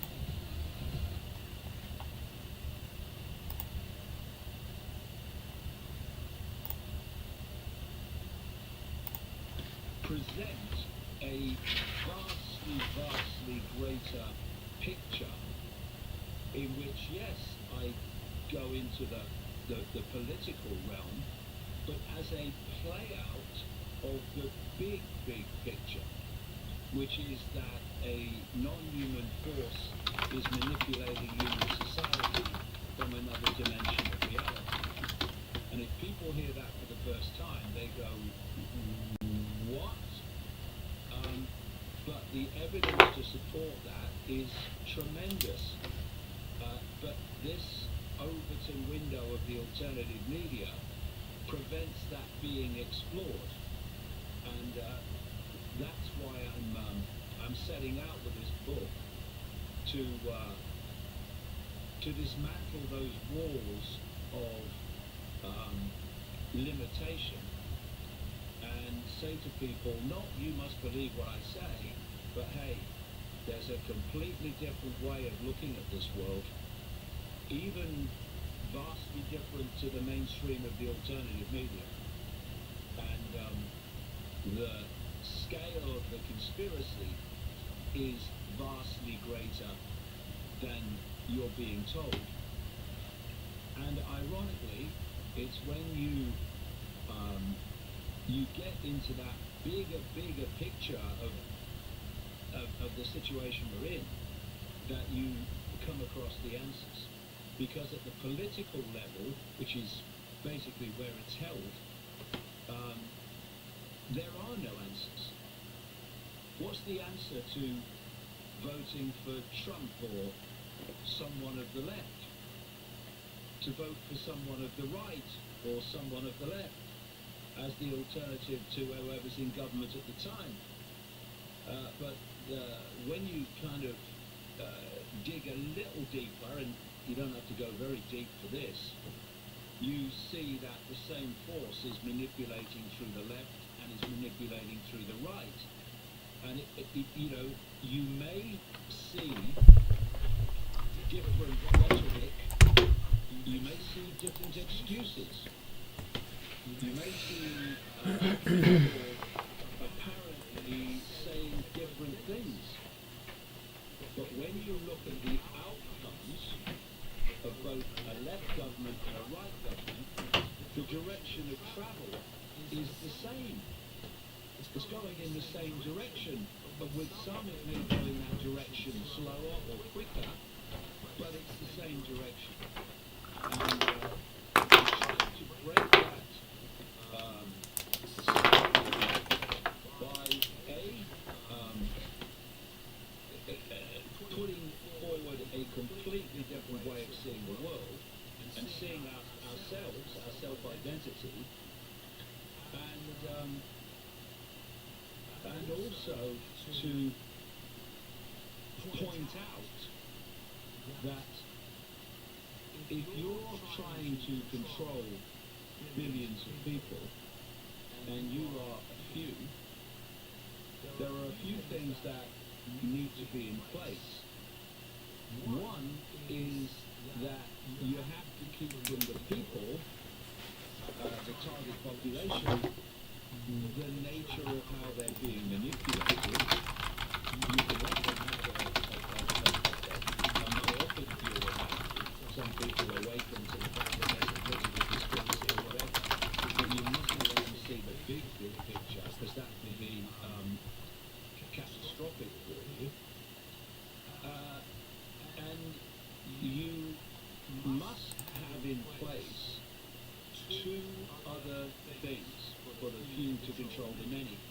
And when you look through what we call history, you see that all the way through, no matter what the culture, no matter what the period of the era, the few have always controlled the many, bar a few random different ways of doing things, but overwhelmingly the few have always controlled the many. So therefore the structures and the methodology necessary to do that have been in place all the way through to present day. And so when people ask for solutions, I say I'm not interested in solutions, because solutions always lead to more problems in search of more solutions. I say what I'm looking for, if you have a problem, a situation you want to change, is what is the cause. Because if you remove the cause, the problem must disappear. And so there are two foundation ways in which the few control the many. And one is you have to get the many to become enslave themselves with rigid, unquestioning belief systems. These can be religious belief systems, largely are. They can be political belief systems. I am of the left, I'm of the right, or whatever. Cultural belief systems. Anything that is unquestioning and rigid. I've said many, many times that this global cult, as I call it, this network of secret societies that's behind the direction of the world, it doesn't care what you believe, so long as you believe it rigidly and without question. Because then it's gotcha. Because what happens when you have a belief system, to take a religious belief system, but, you know, they all work the same, is that you have a limit. You build walls to infinity, walls disconnecting you from infinity, the infinity of possibility, of potential, of insight, of knowledge, because you're not moving beyond your belief system. Because if you do, your belief system just falls apart. And people have this desire, I don't understand it, well I do understand it, but I've never felt it myself, the desire to be part of a group. I have no desire to be part of a group. I'm quite happy to be an expression of consciousness and let everyone express their consciousness as they see uniquely fit. But because when you become part of a group, a lot of things change, like the walls go up. Because if you go beyond the walls of the belief system, you're no longer one of us. You're no longer a Christian. You're no longer a Muslim. You're no longer a Hindu, etc., etc. So you create these limitations of possibility called belief systems, and then you've got the perfect situation to play off the different belief systems against each other to divide and rule the population. So your total population is now fighting among itself, with itself, and therefore not seeing that all the different factions and beliefs are being manipulated by the same force. And the thing is, of course, that another prerequisite to the few controlling the many is that somehow the few have to manipulate the many to give their power away to them. And how do they do that? Well, this is what we call authority. And this is what we call politics. This is what we call, for centuries and thousands of years, monarchy. So you have a situation with the monarchy, and we still have a monarchy in Britain, staggeringly, but you have a monarchy, and through the centuries and the thousands of years, which through genetic inheritance was the leader of the population. And you didn't have to be intelligent, vast numbers of them weren't, you just had to be of a genetic line, and that allowed you to be the monarch, in other words, calling the shots of a vast population.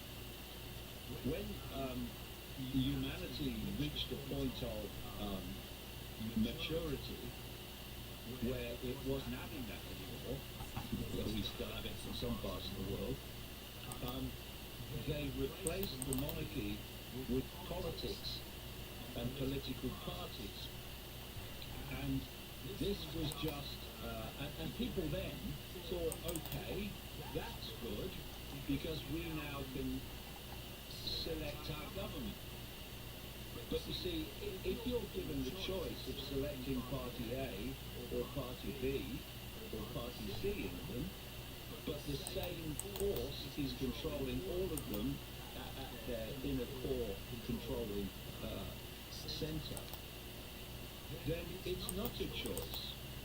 You're choosing between different masks on the same face, and ultimately you're going to go in the same direction. Slower, sometimes faster, other times, whichever you think you're selecting. And what that is doing is replacing the monarchy, where you give your power away to the monarchy without having any selection process, to apparently selecting the government, but actually you're not in truth.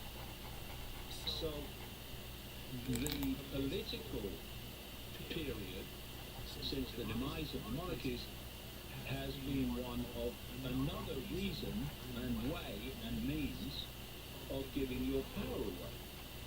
So we have this thing called an election, which is an absolute farce anywhere, because there's no contract between a political party or a political leader and the population that they're asking to vote for. In an election campaign, and we've seen this massively in the UK with a guy called Keir Starmer, and massively in the United States through Donald Trump, whereby the party or leader tells you what they're going to do and tells you what they're not going to do in the election campaign.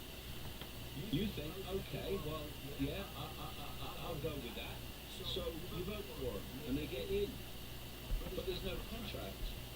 So when they get in, as we've seen in the UK with Starmer and in America with Trump, they do what they said they wouldn't do, and they don't do what they say they would do.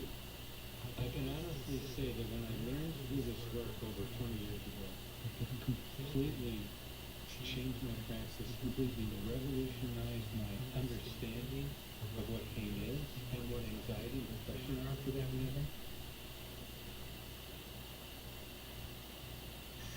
And what a whole host of other symptoms and syndromes are. They are the most common things that people have and are suffering with and are often seen to be incurable, irreversible. And this theory of understanding how the brain works and how the brain can create what we experience.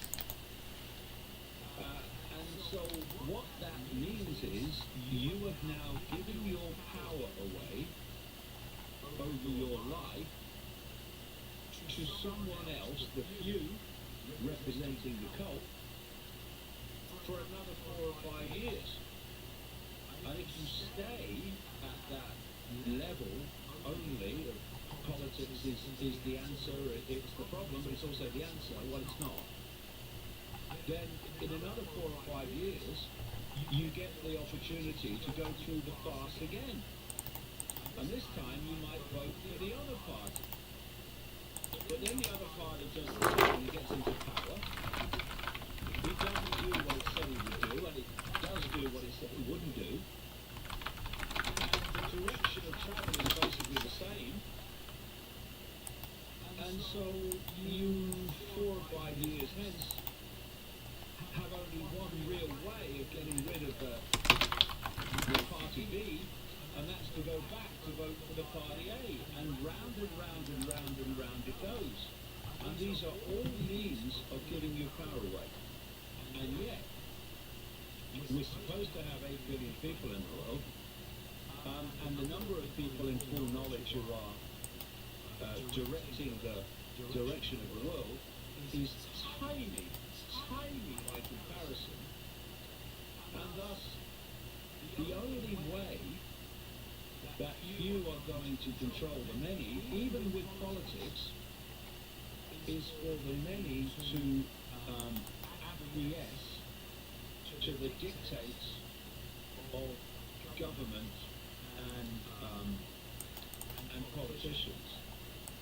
So if a politician, a leader, a president, a prime minister says we've decided to do this, and enough people say we're not doing it, they have no power.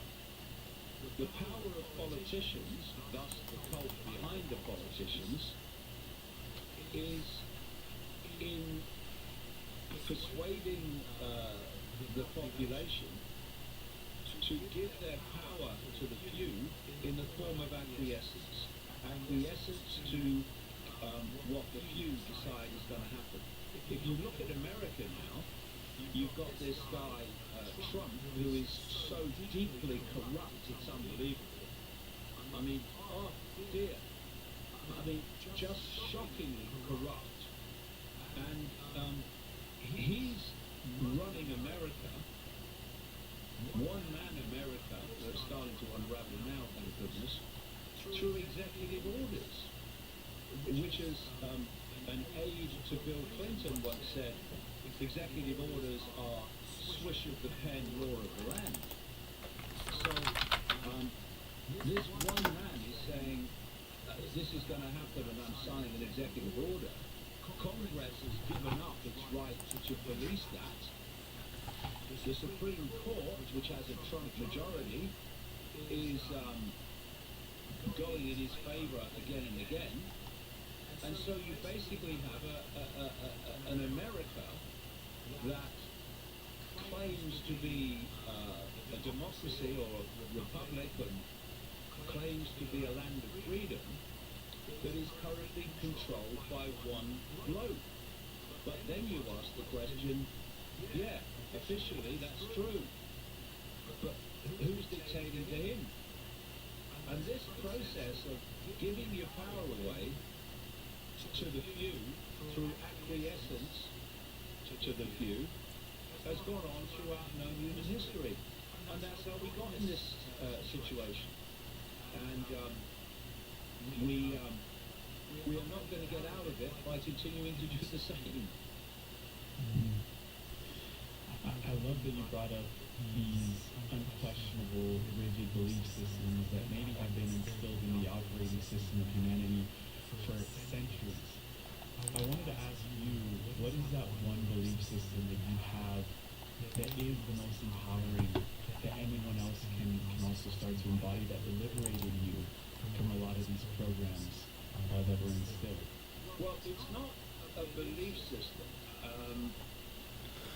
It is a way I see things at any point. But I also know, as the ancient Greek philosopher apparently said, Socrates, wisdom is knowing how little we know. To know is to know you know nothing. And when you look at the situation that we're in, and for instance, the tiny band of frequency that we can see, it's tiny, you need a bit of humility in the sense that you realize that whatever you know or think you know at any point, there's always more to know. And so I have a way of seeing things, and I add to that with more information. But I'm willing to be fluid and move as the information and the evidence dictates I should move. And that is a different way of operating than a belief system which is without question and rigid. So you've got to know that there's always more to know. And what that does, and this is why I've gone into some really far out areas, shall we say, in the last 36 years now, because when if you reach a point and you think, got it now, well, you're just confirming you haven't. What you've done is you've got a bit more. But what don't you do?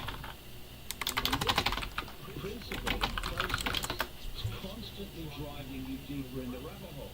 Because you're constantly asking, what don't I know? And that takes you into some really amazing places, which I set out in the roadmap. And it's a very different way of looking at the world. What the global cult manipulation wants is for you not to go there. And if you do, of course, you've got to be aware that you're going to get ridicule and you're going to get abuse. And this fear of ridicule, fear of abuse, fear of not being part of a group anymore, that's a massive disincentive for many people to go beyond the limits you can find yourself to. So when you start talking about things that are happening and how the world works outside of that over to window normal, you are going to attract ridicule and condemnation because people who are completely attached to that normal are going to think you're strange and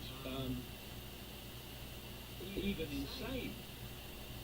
And this is a very, very important point in terms of bringing down the walls of perceptual limitation. And that is to realize that what we're being told to believe is normal is actually only what is being given to us to keep us in perceptual servitude and ignorance. And so what you are looking at was described in a quote. It's a guy called Schopenhauer, a quote, who basically said words to the effect of people mistake the limits of their own mind with the limits of possibility. And this perceptual oppression is founded on keeping people from cradle to grave in a limitation of sense of the possible. If they can squeeze your sense of the possible, they got you. So when people like me say this is happening and this is how they're doing it, because it's outside of the normal, it's dismissed by people who think the normal is the only possibility. And so when you go there, then you've got to expect, certainly initially, and I've experienced this over 36 years now, nearly now,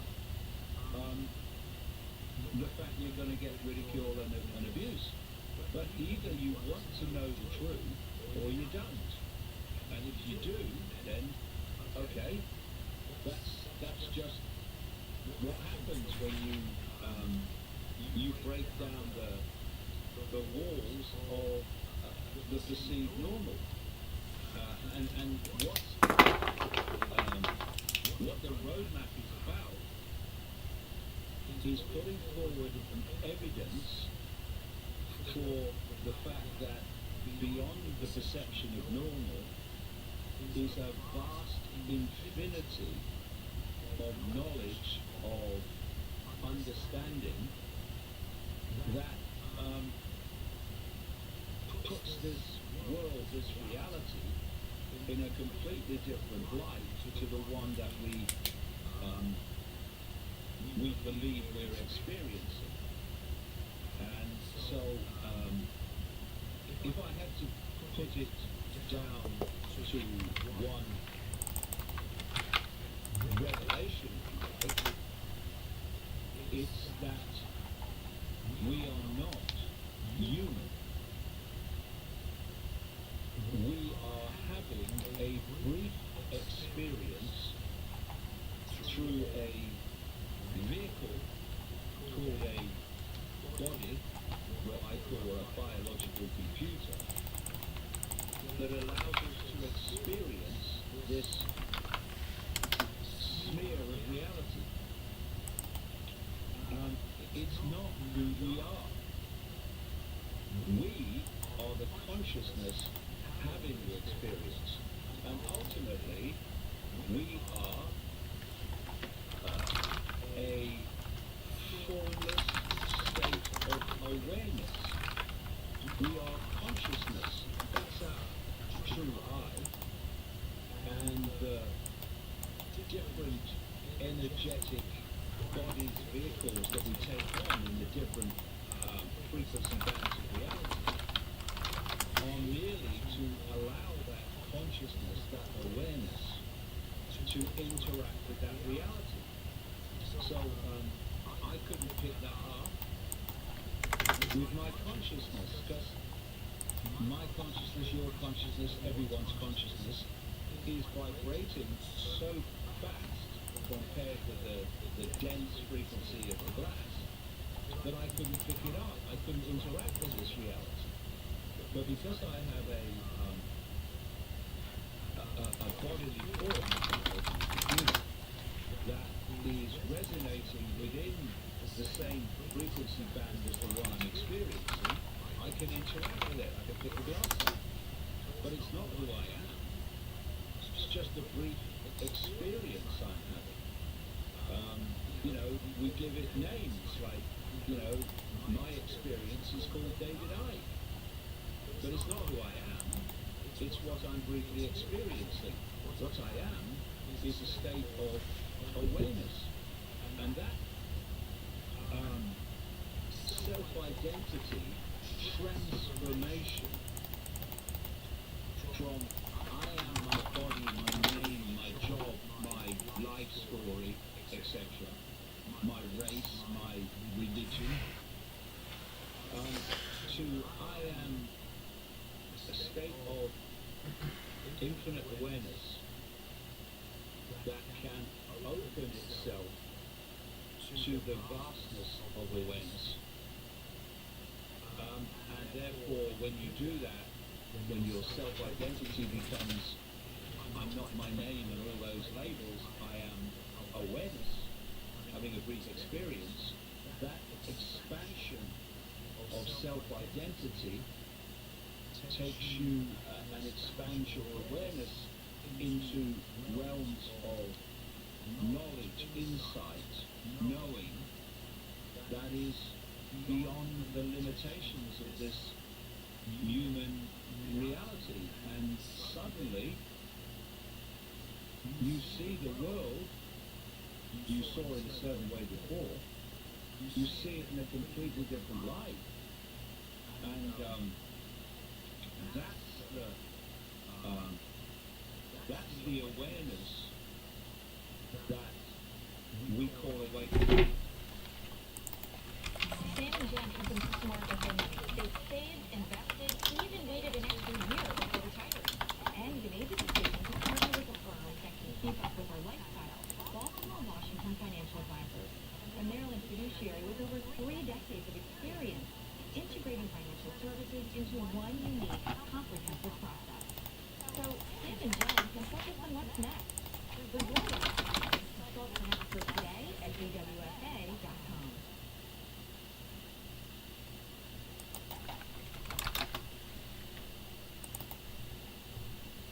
In a village of snow with a Why is this from the CIA website? named Bernie in a house down below. His filter neglected, all grubby and grey. No wonder poor Bernie was feeling betrayed. He shivered and rattled and grunted and spun. If they won't change my filter, I'll ruin their life. So Bernie devised a plan It was called the Babylonian Brotherhood. to take over Filterby, a festive surprise. We crept through the snow with a furnace of might and slipped into Filterby deep in the night. He hacked all the systems. This is one of the books behind David Icke in this interview. Said about the fuse is that they have highly advanced knowledge about the nature of reality. And in the roadmap, you're exploring things like time, things like speed of light, things like parallel dimensions. And I really wanted to get in there because right now there's knowledge about reality is getting so democratized. Like we can go in and find podcasts like these, we can read all these books. It's not centralized in the library like it was in the times of Alexandria. What have you come to the conclusion about the nature of reality as it relates to time, speed of light, all these other things that I mentioned, dimensions, that we're catching up to from this highly advanced knowledge that some others have had to maybe control some of the perceptual limitations in us? Right. Well, let's first point out why this knowledge is not accessed yet by the vast majority. It's because there are two worlds within one world. There's the world of this global cult. Now, this is a global network of secret societies. It has an interlocking leadership, an inner circle core that connects into all these major secret societies, and many who aren't major. And through that system of levels, or what people call degrees of knowledge, you can do two things. One, you can pass over advanced knowledge in isolation from the population through the levels of the secret societies. And you can also, through the degrees of knowledge they're broken up into, you can decide who has that knowledge even within the cult structure and who doesn't. So, when I'm talking about advanced knowledge being passed over through the cult, I'm not talking about, a guy in a local Freemasons lodge. The Freemason network is overwhelmingly, Freemasons are overwhelmingly in the bottom three levels of degrees, the so-called blue degrees.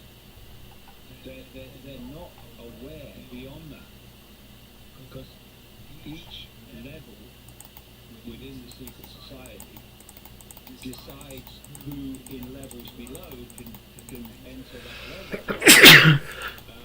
And so it's fiercely compartmentalized, so that even the great majority of people within the cult network don't know the big picture. Because the more people that know it, the more likely it is to get infused into the general population. They don't know that. So we're talking about the inner core levels of this global cult, where the information is, the advanced information is passed over, of one, the agenda for the world and where it's being taken and why, and two, the nature of reality itself. And actually there's a third, which is what is actually running the show ultimately, and it's not even in this dimension of reality we call human. The other world is based on suppression of that knowledge and keeping the target population in ignorance of it. So if you look and you do the research, you find that it was major players in this cult, still not the core of the core, but major players that you can see operating in the public arena, and if you operate in the public arena, you're still a gopher, you're not at the inner core of the inner core.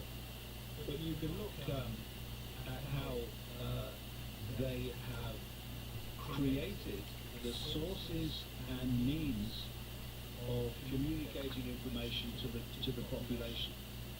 They created the so-called education system, which is not about education, it's about programming. It's about programming a perception of reality within the target population. If you were looking for a structure through which you could take young people, children, and turn out the adults that see the world the way you want them to see it, then you would have the current education system, which is, like I say, a programming system. you leave the womb and immediately your perceptions are influenced by your parents. And your parents have been through the same system you're about to go through. So those first initial years, your parents, not through malevolence, can be, but overwhelmingly not, are passing on their programming to you. Not because they want to harm you, but because they have been convinced that's the way things should be. You then go to school, and now teachers representing the state, with the state curriculum, are telling you what to believe about everything. They're telling you when you have to be there, when you can leave, when you can eat, when you can go to the toilet, when you can talk. And this goes on throughout the formative years. You go on to college and university, and the same thing happens. You're being told what to believe. You're not being taught how to think. You're being taught what to think. And then you go off into your job, profession, whatever, at the end of this, and you're meeting all those people that have been through the same system you have, but earlier, and have taken on, again, all but the relative view, the version of reality and perception that's been programmed into them. And this is how these normals are formed. And anyone that steps out of that normal is or asks questions that the teacher actually can't answer, except by repeating the official story. You become known as a disruptive influence in the classroom and a problem child or whatever. When all you're doing is saying, show me that what you're telling me is true. And then you look at the media. Now, we're now at a point where those that control the major media corporations are tiny. You know, one of my books, I look at the ownership of a company called at the time Time Warner, and it's extraordinary. I just list the broadcast, TV, Hollywood, radio, newspaper, magazines that this corporation owns, and it goes on for pages. So you're looking at this cult again, creating and owning the media. And so the media takes its the way that it reports the world from the perception of the normal which the cult wants us to believe in. The same normal that is indoctrinated through the education system. So from all angles, at all levels, people are being told the same sense of normal. And so we shouldn't be surprised that people believe it and develop these rigid belief systems of what's normal and what's not. So the difference between the world of the cult and the world of the population is simply knowledge.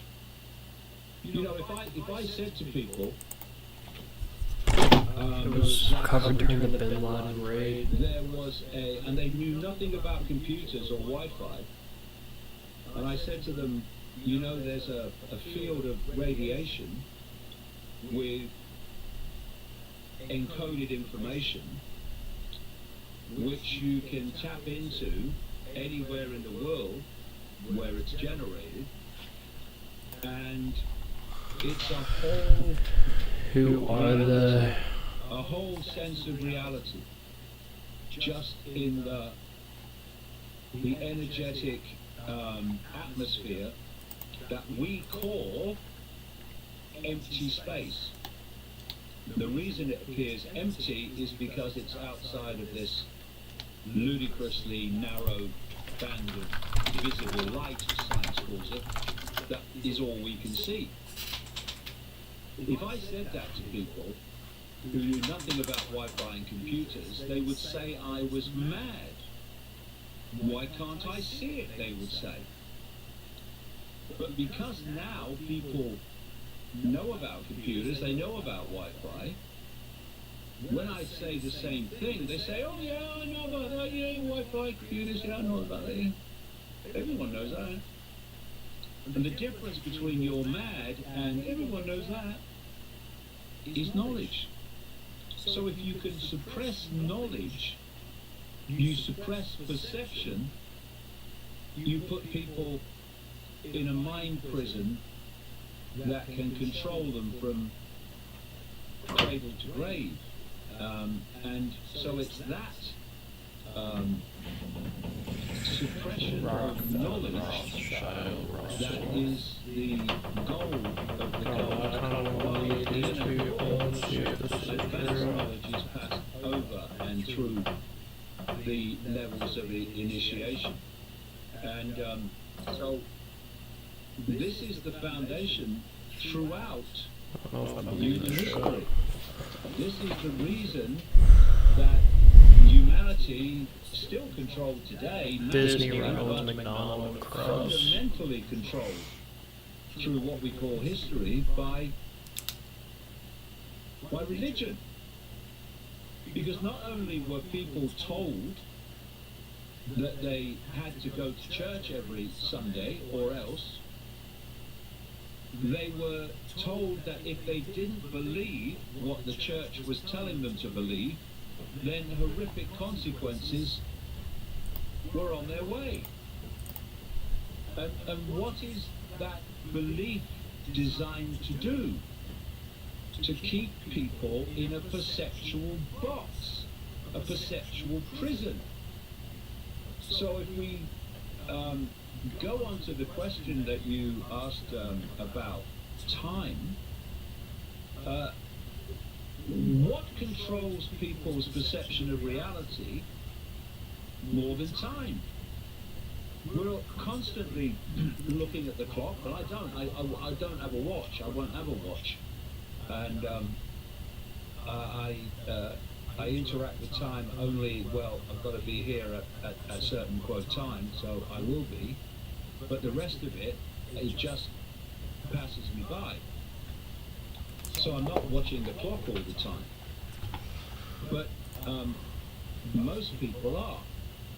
And they are controlled by their perception of time and time passing. But as Einstein pointed out, time is relative. It's relative to what you're doing. So sometimes people say, oh dear, time's flown, isn't it? And I don't know whether you've noticed it, but a lot of people are noticing it, and I've noticed it, very much so, that the perception of time seems to be getting quicker. It's like, where did 2025 go? Why is that? Well, we can get into that because time is an illusion encoded in this reality, and this reality, I would strongly suggest, and I lay this out in the roadmap, is a simulation. It's a simulated reality. It's like a vastly more advanced version of a a computer game, basically. And so time can be manipulated. And what is time? Time, as we perceive it, is simply the speed at which we believe events are passing. So it's like you can put a video on and it can play a certain speed, or you can put it on fast forward and the events pass before you but incredibly fast. So once you've got a situation where you are in a simulated reality, you can... This used to require huge Hollywood budgets, complex software, in tons of time. But right now, all manipulate not time, but the perception of time and the perception of events and experiences passing, either slowly or quickly. And we interact with time in that way, as Einstein pointed out. If you're doing something that you like and you're getting great joy from, then time can pass or appear to pass very quickly. But if you are doing something you don't like, or you're waiting for a bus that doesn't come, time can appear to pass very slowly. But the reason is there is no time, and you can point this out. We think that time is moving from the past through the present to the future. And the present is what we can call the now, this moment. But this moment is all that exists. What we call the past is memory, and what we call the future is a projection of the possible future from the now. The past is the memory that's coming from the now. So, if you think about it, you could put it this way: where were you when you experienced the past? You were in the now. Where will you be when what you perceive to be the future becomes the now, the present? You'll be in the now. There is only the now. But because of the way the simulation is constructed and manipulated, we mistake the apparent passage of and sequence of experiences and events to be what we call time.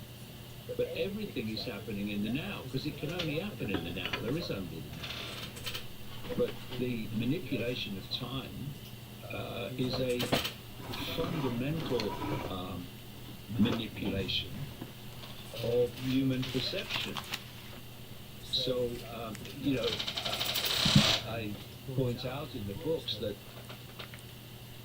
there is a program running through the body, because it's a biological computer, and part of that program is aging.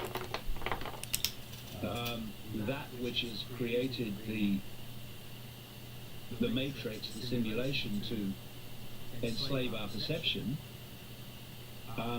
has infused into the biological computer a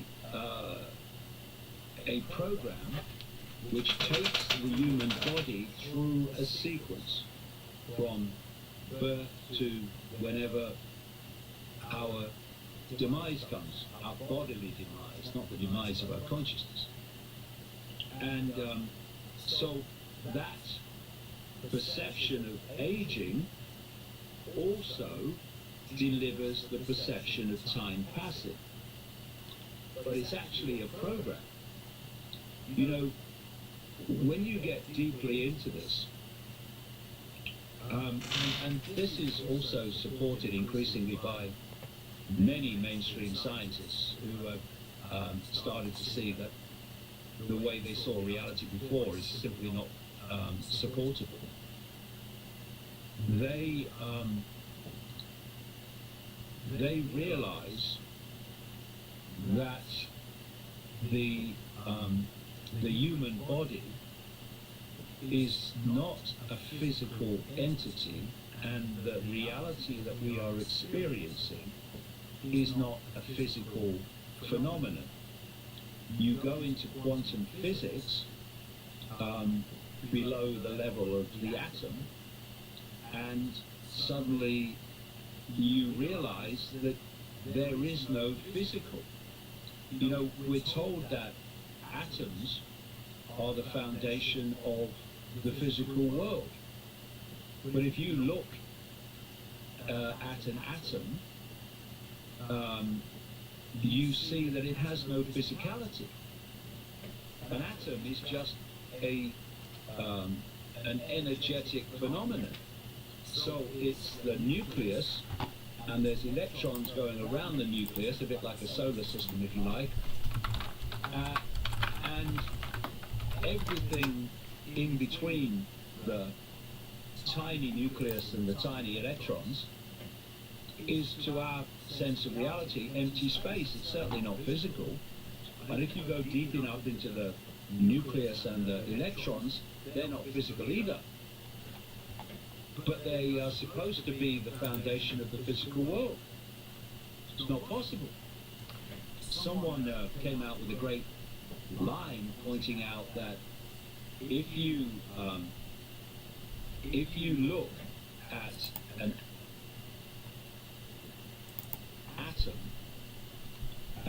and you look at the nucleus, for one example, as a 10-cent piece in America, then the atom, by comparison, has to be the size of a baseball stadium. There is no physical.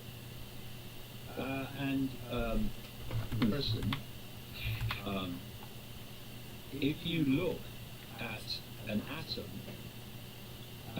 and you look at the nucleus, for one example, as a 10-cent piece in America, then look at the nucleus. If you look at an atom and you look at the nucleus, for one example, as a 10-cent piece in America, then the atom, by comparison, has to be the size of a baseball stadium. There is no physical. What we are experiencing is a physical world that is actually holographic, illusory physical. And we interact with it, and the reason that you can't walk through a wall, it's not because it's solid, it's because it's an electromagnetic field of a certain frequency. And my body is of a different frequency, and therefore I can't go through that there's an electromagnetic resistance. So when you hear all these stories about ghosts, and I've experienced it, I've seen it, where a ethereal figure comes through the room and goes through the wall. People say, from the perception of normal, that's mad, that's not possible, you can't go through a wall. Oh, but you can. If your frequency is vastly different to the wall. Higher. That's higher than the wall? Yeah, because, you see, these bands of frequency that we call reality, like the very dense frequency of human reality, are like radio and television stations in the analog system, where all the radio stations are sharing the same space, but they're not interfering with each other unless they're very close on the dial, because they're on different wavelengths. You know, if you tune your radio to radio 1, then you get radio 1. You move the dial to radio 2, you get radio 2. But radio 1 doesn't cease to broadcast when you move from your dial from it. It goes on broadcasting. It's just you're not tuned to it anymore. And these bodies, these biological computers, they lock us in, tune us in to the frequency band that we call human. And so when people have near-death experiences where their body dies or ceases to function, and then eventually it's revived and they find themselves back in the body, in the intermediate time they find themselves in a completely different reality with a completely different law of physics that's nothing like this one. And that's because these biological computers are interacting with this matrix, with this simulation. They are taking the information in the field of information, think Wi-Fi, very, very appropriate, and they're decoding it into the reality we think we're experiencing. So just go to mainstream science about how this system works. They just haven't put the dots together. The 5 senses are interacting with this matrix field of information. And this matrix field of information is waveform. You know, frequencies carry information, and they their medium is this electromagnetic field. So we have television because of information broadcast in the form of frequency and electromagnetism to the television, which then decodes that information into what we see on the screen. And we have a computer which is doing exactly the same with Wi-Fi. It's locking into that Wi-Fi field of information, the internet, and it's putting it on the screen in a completely different form. A form of moving pictures, of graphics, of words, all these different things. And it's all going on inside the computer. It's not happening here or here or there or there, it's happening inside the computer. And we're just looking in on it. And the human body biological computer works in the same way. So the 5 senses are tuning in to these waveform information fields. They are turning them into electrical form, communicating it to the brain, and the brain has different parts which specialize in decoding different senses, like the visual part is the back of the brain here. And then the brain takes that information and forms it into a perceived reality. And that reality... Listen, have you ever seen someone who's just kind of coasting along, just kind of managing their life, trying to get things done, and they're kind of frustrated, they're not really happy? Appears, in the way the brain decodes it, to be external to us. It's what it looks like, it's what we experience it as. But actually it's all in here, just as it's all in the computer. Then, and so why do we all experience the same reality? Well, we don't. We do in terms of the basic background. So if we looked out the window here, we might see a car passing. and we both see the car passing. But that's the background field. But what we make of the car, whether we think it's a nice car or a horrible car, or a nice colour or a horrible colour, is our unique spin on that. So our sense of reality is very different. I mean, I've said many times that, you know, if we could just experience how other people are experiencing this world for 10 minutes, we could look through their eyes and access their perception of what they see, we would be absolutely bloody shocked, because the perception is that everyone sees the same world. They don't.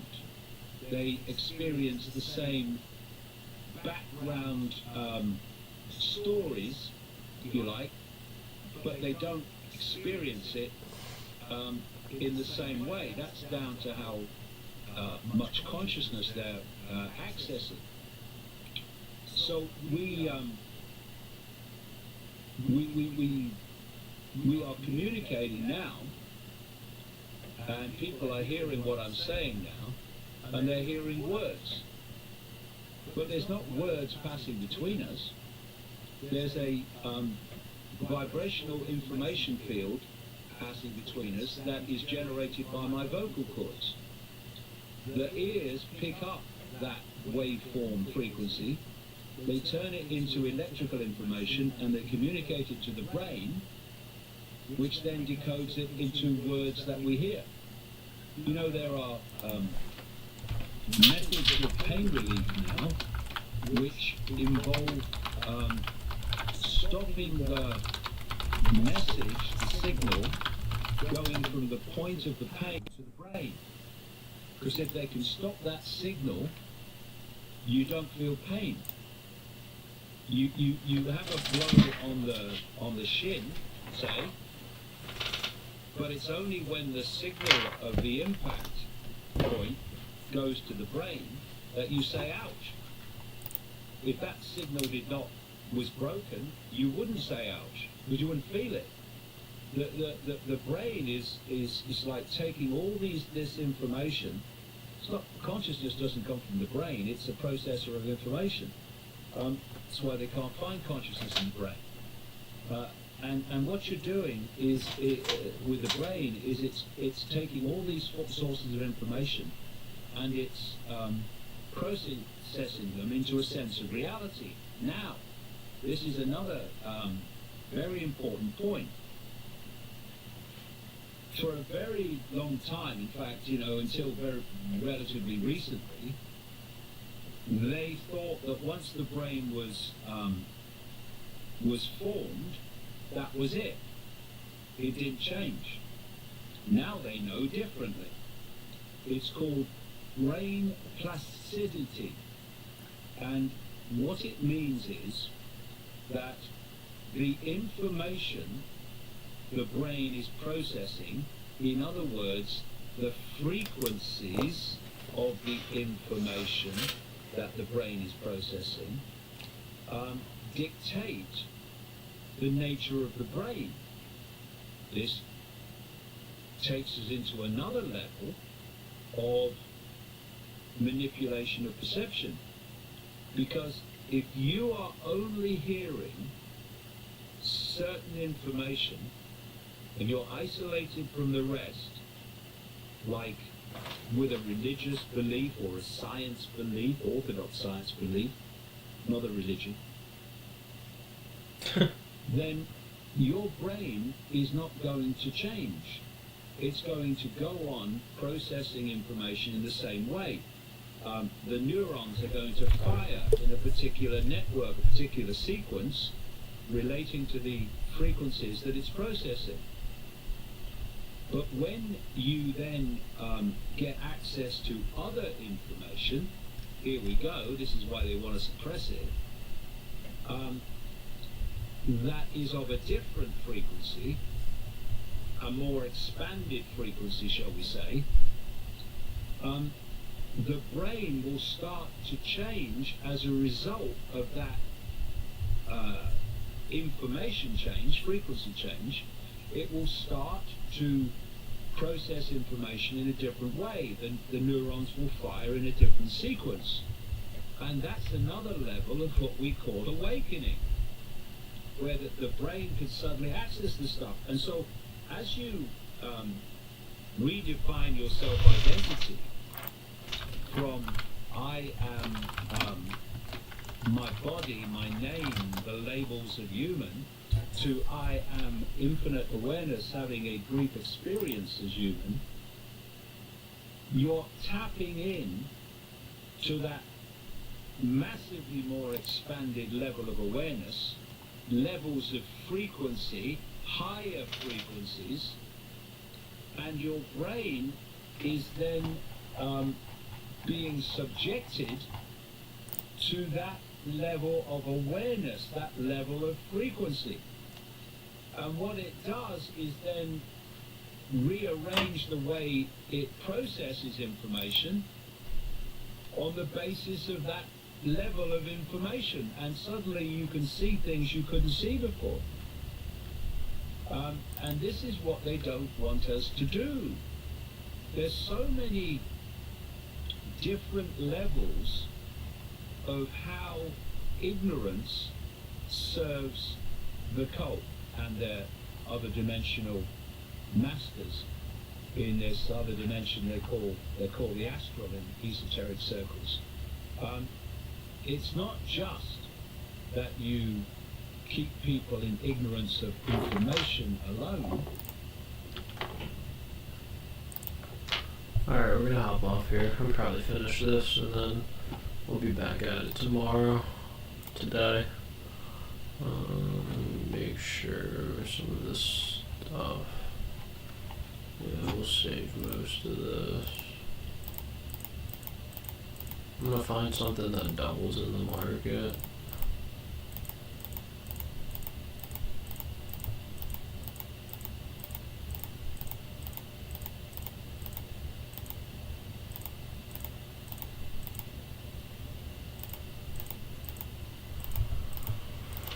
Go read for a little bit more until probably like 4 a.m. Then I'll pass out. We'll be up a few hours after that. And we'll get back to it.